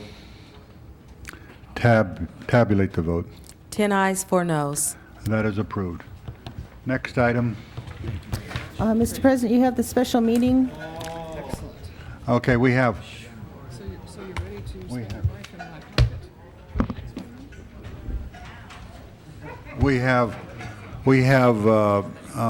Members, we have a closed session, which we will go into closed session on even in a special meeting. So let's recess the regular session and call the special meeting to order. Alatorre, Bernson, Chick, Fuhr, Galanter, Goldberg, Hernandez, Holden, Miskowski, Ridley, Thomas, Swarnich, Wax, Walters, Ferraro, 14 members present in the quorum, Mr. President. Okay, the item number 1 before us is the contract with the city and the LA and the Democratic National Committee and the LA Convention Center, Convention 2000. We need a motion on that. No, we're out in closed session yet. Okay, we have Mr. Mr. Holden, press your button if you want to move. I just asked for a report. I'm not ready to speak yet. Yeah. Well, okay, we'll get a report. Mr. Wax is going to be this first speaker. What you have before you is two agreements. One is for the license agreement for the convention center. The other is an agreement with the LA 2000, the Democratic National Committee, and the City of Los Angeles. In essence, in the license agreement, we have agreed for the convention to have the convention center without charge for that period of time as an in-kind contribution, and provides for access, etc. I would recommend that the council approve that with a minor amendment that provides for access as of August 18th in year 2000. We've been looking at our dates, and that needs to... Lucy, we don't need that date? July. July, I'm sorry, July 18th, I'm sorry. Okay. Not July 20th, not August. And the other part of the agreement basically provides that the City of Los Angeles will provide in-kind police services, security, etc. There will be private security responsibilities. That responsibility, we estimate, that would be someplace between $500,000 and $1 million. Included in your packet is a budgeted amount for something like a little over $800,000 as a potential expenditure. We believe we can do better than that, but it will be a result of a security plan that will be developed jointly with LA 2000, the DNC, and the City of Los Angeles, and we have to agree to that security plan. Finally, we are agreeing to transportation, which is buses to and from the airport, and a bus system, shuttle system within the hotels and the convention. The Visitors Bureau has indicated that they will pay for that out of their existing budget, so that won't be a general fund responsibility. Currently, the three parts of this that do have general fund impact, one would be the outside security, again, someplace between $500,000 and $1 million. To what degree police services are being diverted in the in-kind services in the police department, and foregoing the revenue from the convention center during the period of the Democratic National Convention. With that, that's what's before you today. All right, Mr. Wax. Mr. President, I just wanted to say, I think if you want to look to examples of when people really should be congratulated for doing a good job, it's this one, and not only doing a good job, but working together. I think that the mayor's efforts, and your efforts, and the staff's efforts, and the private people that came forth to do their part really did a remarkable job in bringing this in the form that we have it today. I think the city did that during the Olympics. It can do it here. It is the kind of attitude and the kind of position we ought to maintain with all such things like this, football and others. And it can be done. And I think that every time people set their minds to it, Mr. Ridley Thomas is making fantastic roads down that direction of having that kind of partnership with football. We can do these things if we really get together, and this is a great example. I just wanted to really compliment the mayor and you and the others who worked on it, and the staff and the people from the outside of making this work in this way. Los Angeles is the right place for this. The amount that we're putting into it in terms of services are the normal kind of services you would provide for any type of comparable situation, and the benefit will be enormous, and the private investment in this is as it should be.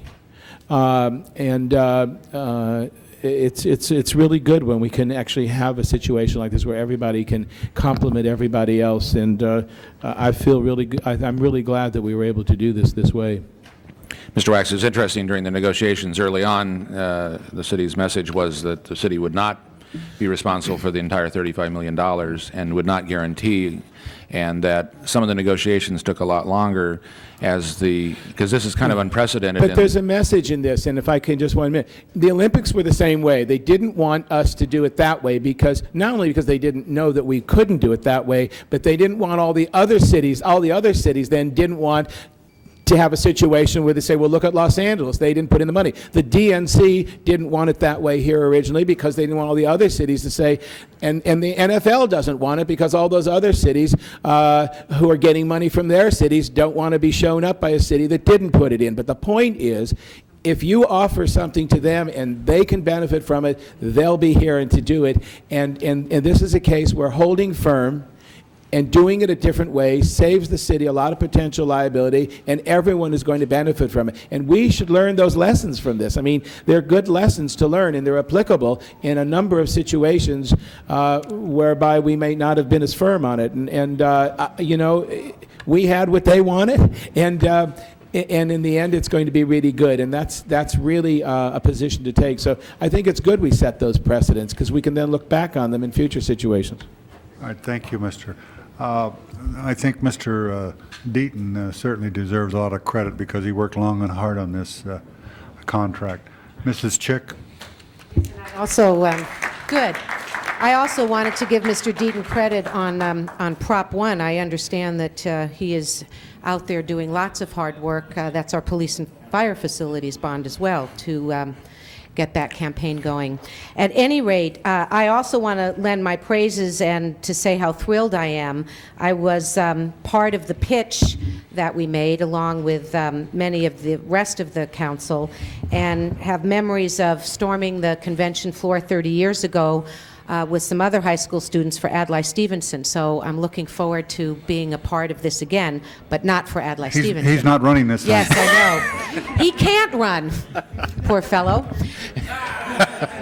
However, going back to some of what my colleague was just saying, because I think that part of our self-congratulations is how we put this together.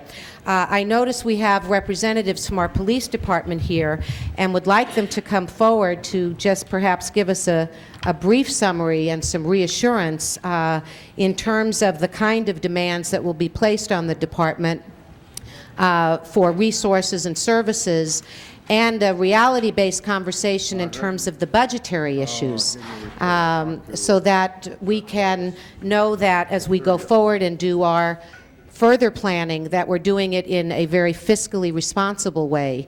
I realize that when we have special events, and this is certainly an extremely special one, that as a matter of course we provide police services, but certainly this is a very important event with a lot of nationally important figures that need special protection, et cetera. So mostly I just want you to lay the groundwork for us as we move into our next fiscal budget, colleagues. I think we need to be very cognizant of the fact that our police department will need the right amount of resources, and while we juggle needing to continue to provide regular services, we need to keep an eye on what that bottom line is going to be. Gentlemen. Fine. Deputy Chief Maurice Moore, Los Angeles Police Department. With me, Commander Tom Lorenzen, LAPD. We can just simply say that we certainly have done a critical analysis of what the planning efforts will be for this event, and then certainly for policing the event when in fact it occurs. Commander Lorenzen has been appointed as that person in charge of the planning, and certainly when we do get involved in policing it, Deputy Chief Pomeroy will be involved as well as the incident command officer. We don't want to deal with numbers now, in as much as we have submitted a formal report to our Chief of Police. That report has been forwarded to, or will be forwarded to the Commission, and with that, I can say that it details what our thoughts are about needs as far as expenditures and what have you. But you've seen this budget in terms of like $3 million for police department. Is that a realistic figure that is going to cover the kinds of needs you're submitting to the Commission and then to the Council? It's considerably less. Considerably less? Yes. Okay, thank you, Mr. The $3 million is less than what the needs are? No, what we submitted to the Commission is less than the $3 million. Oh, I'd much rather hear that. Okay, thank you. Thank you. Let me remind my colleagues that in 1960, I was a police commissioner, and I was in charge of security, which was a lot simpler then than it is today. We didn't pay any attention to you. Mr. Deaton, did you want to say something? I was just going to say that the police department's request, of course, will go through the normal budgetary process, and both the CAO and the CLA will be happy to comment on its Okay, good Mr. points Holden? and bad.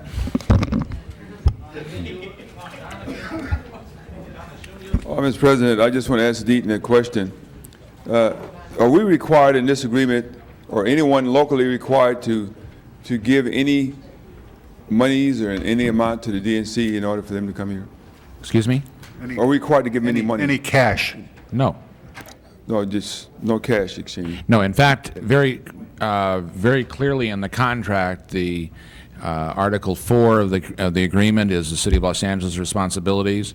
If we spend less or more, it has no effect on the rest of the budget. It is a standalone by itself. There is no transfers of money or anything else relative to the city's participation. It's strictly those three issues I pointed out. We will do everything in our power to reduce the security dollars to less than what we have there. I see here as part of the agreement, it says that whereas the City of Los Angeles and DNC are committed to achieving the maximum economic benefit for California and Los Angeles, whereas the City of Los Angeles, 2000 DNC are committed to work together to achieve efficiency and cost saving so as to minimize the cost of the convention center and so on and so on. I mean, you still have not arrived at. That's something you're going to work at. And so the savings, or how much you spend, is still floating. Is that correct? How much we will spend on the city's part, like I said, is the security aspect of it, both the outside and the police department security, is a security plan that will have to be agreed upon by LA 2000, DNC, and the City of Los Angeles. Right. And that obviously has to be... And Mr. Eli Broad represents LA 2000, that's correct? He's one of the people who are the organizers. Who's the top guy there? Who's the top spokesperson? The executive director, I think, is Lucy McCoy, but I think there's a group of 5 or 10 of them. Mr. Broad, I think, is... He has been in a leadership role. Front guy. And, Mr. President, members, once again, Mr. Eli Broad has demonstrated his commitment to serving the City of Los Angeles well and getting the best just for us, not only as he not venturing out into football, but certainly for the LA 2000 committee that he heads, that brought the convention of the Democratic National Committee here to Los Angeles. Don't his forget name has Disney not Hall. been mentioned, but I think it's worth noting that he's been the guy up front, not likely to have occurred without his support and finances. And There's no doubt about that. so once again, I join with each and every one of you and say, let's go aye. Ms. Goldberg? Yes, I just wanted to get what was some clarity again. I'm sure you've already said this, but I didn't quite follow it. There's a $30 million budget that's listed in the sense of what the private sector says it wants to raise. Is that correct? There's a $35 million budget For the whole thing? for the whole thing. A portion of that is the responsibility of the organizing committee. A portion of it, Staples Arena and the area there has responsibility for it, and the City of Los Angeles. And what part is the City of Los Angeles? What are the amounts? Roughly. $3 million in in-kind is what is budgeted for police, $800,000 for security, $2 million for transportation, and I think $1 million to $1.5 million for the in-kind cost of the rental on the convention center. And so actual cash dollars, leaving out the in-kind, is? The actual cash dollars out of pocket would be the $800,000. The $2 million is going to be taken care of by the Visitors Bureau. The $3 million in the police department, there'll be adjustments, but for the most part will be in kind. And the convention center is foregone revenue. It won't be out of pocket per se, but it will. Revenue we will not. So out get. of pocket, we're really talking about $1 million, roughly. Roughly, hopefully less. I think that's remarkable. I mean, I agree with Mr. Wax. I think that's truly remarkable. I think that it's wonderful having the convention here, and I think that it's wonderful for the City of Los Angeles.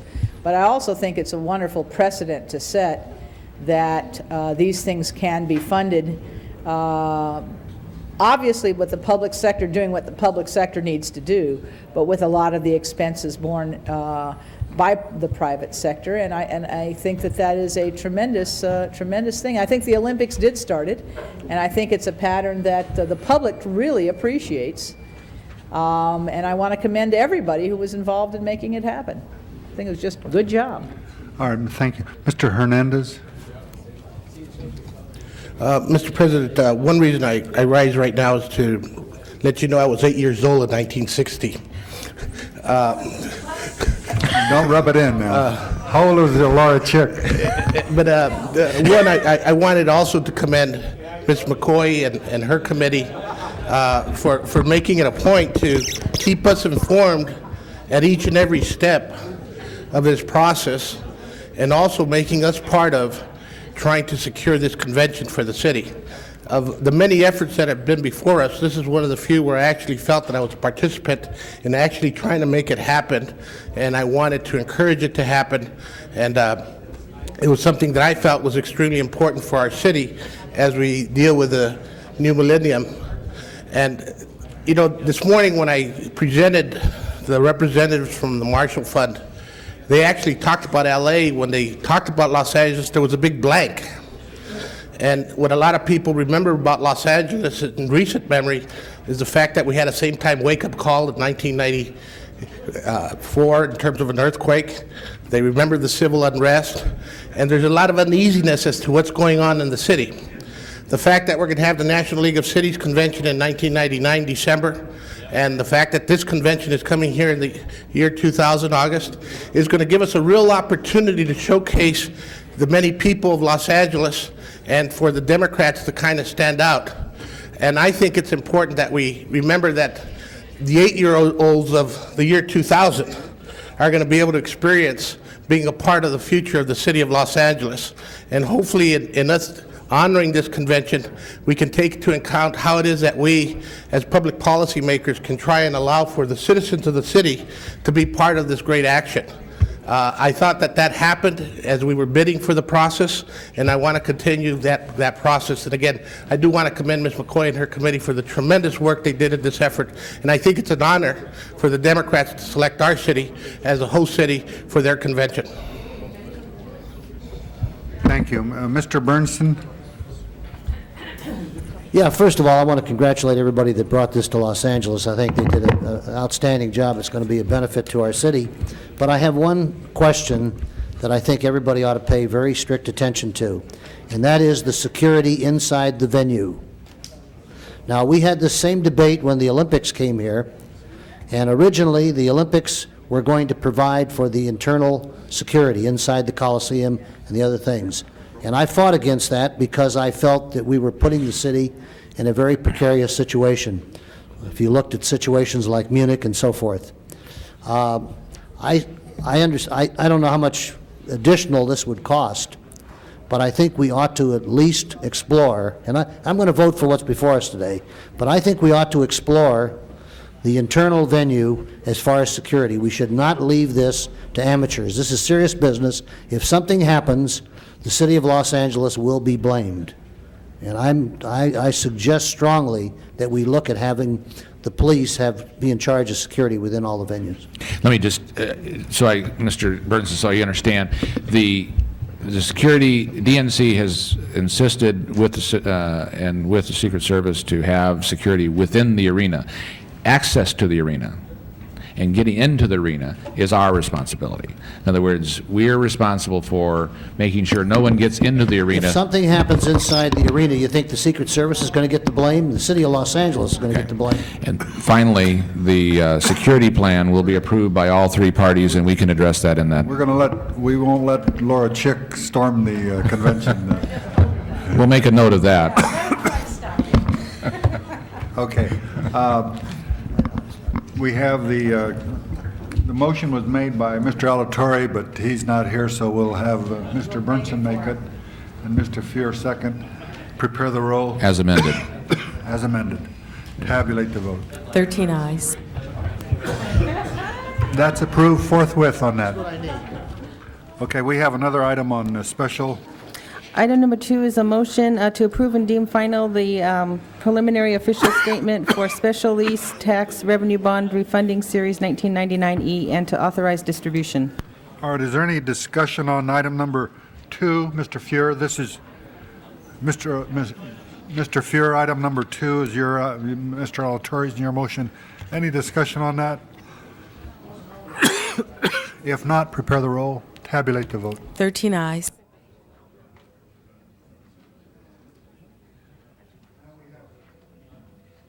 Now we have closed session items, and we'll also, we'll have our regular council meeting as well as a special session on closed session items. Yes, they are.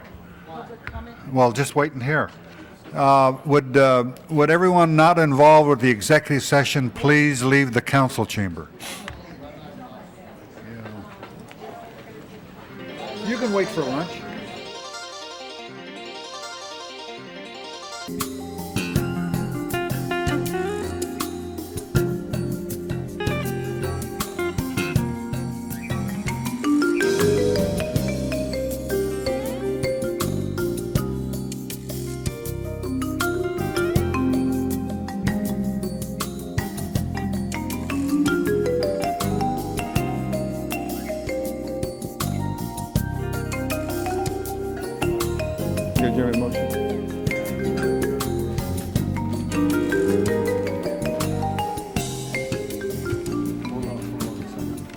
Okay, the council is back in session. Public comment, no one here, so public comment period is closed.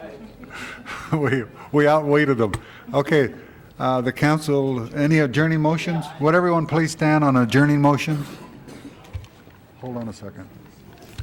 Mr. Burnson? Yes, I have some sad news, and I would ask that we adjourn in memory of Daniel J. McGowan. Passed away on March 16th, former city employee who worked for city administrative office.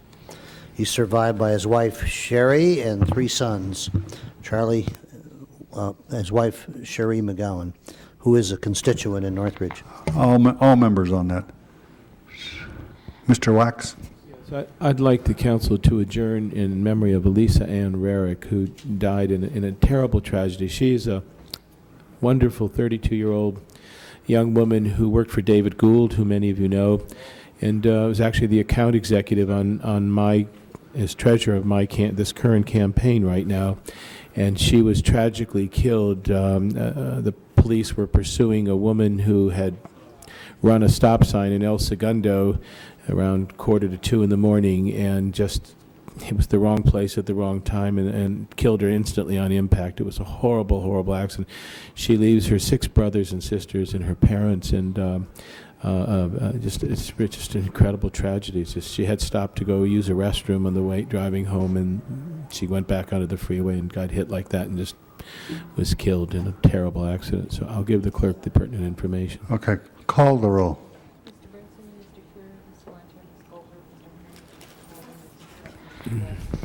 The council is adjourned.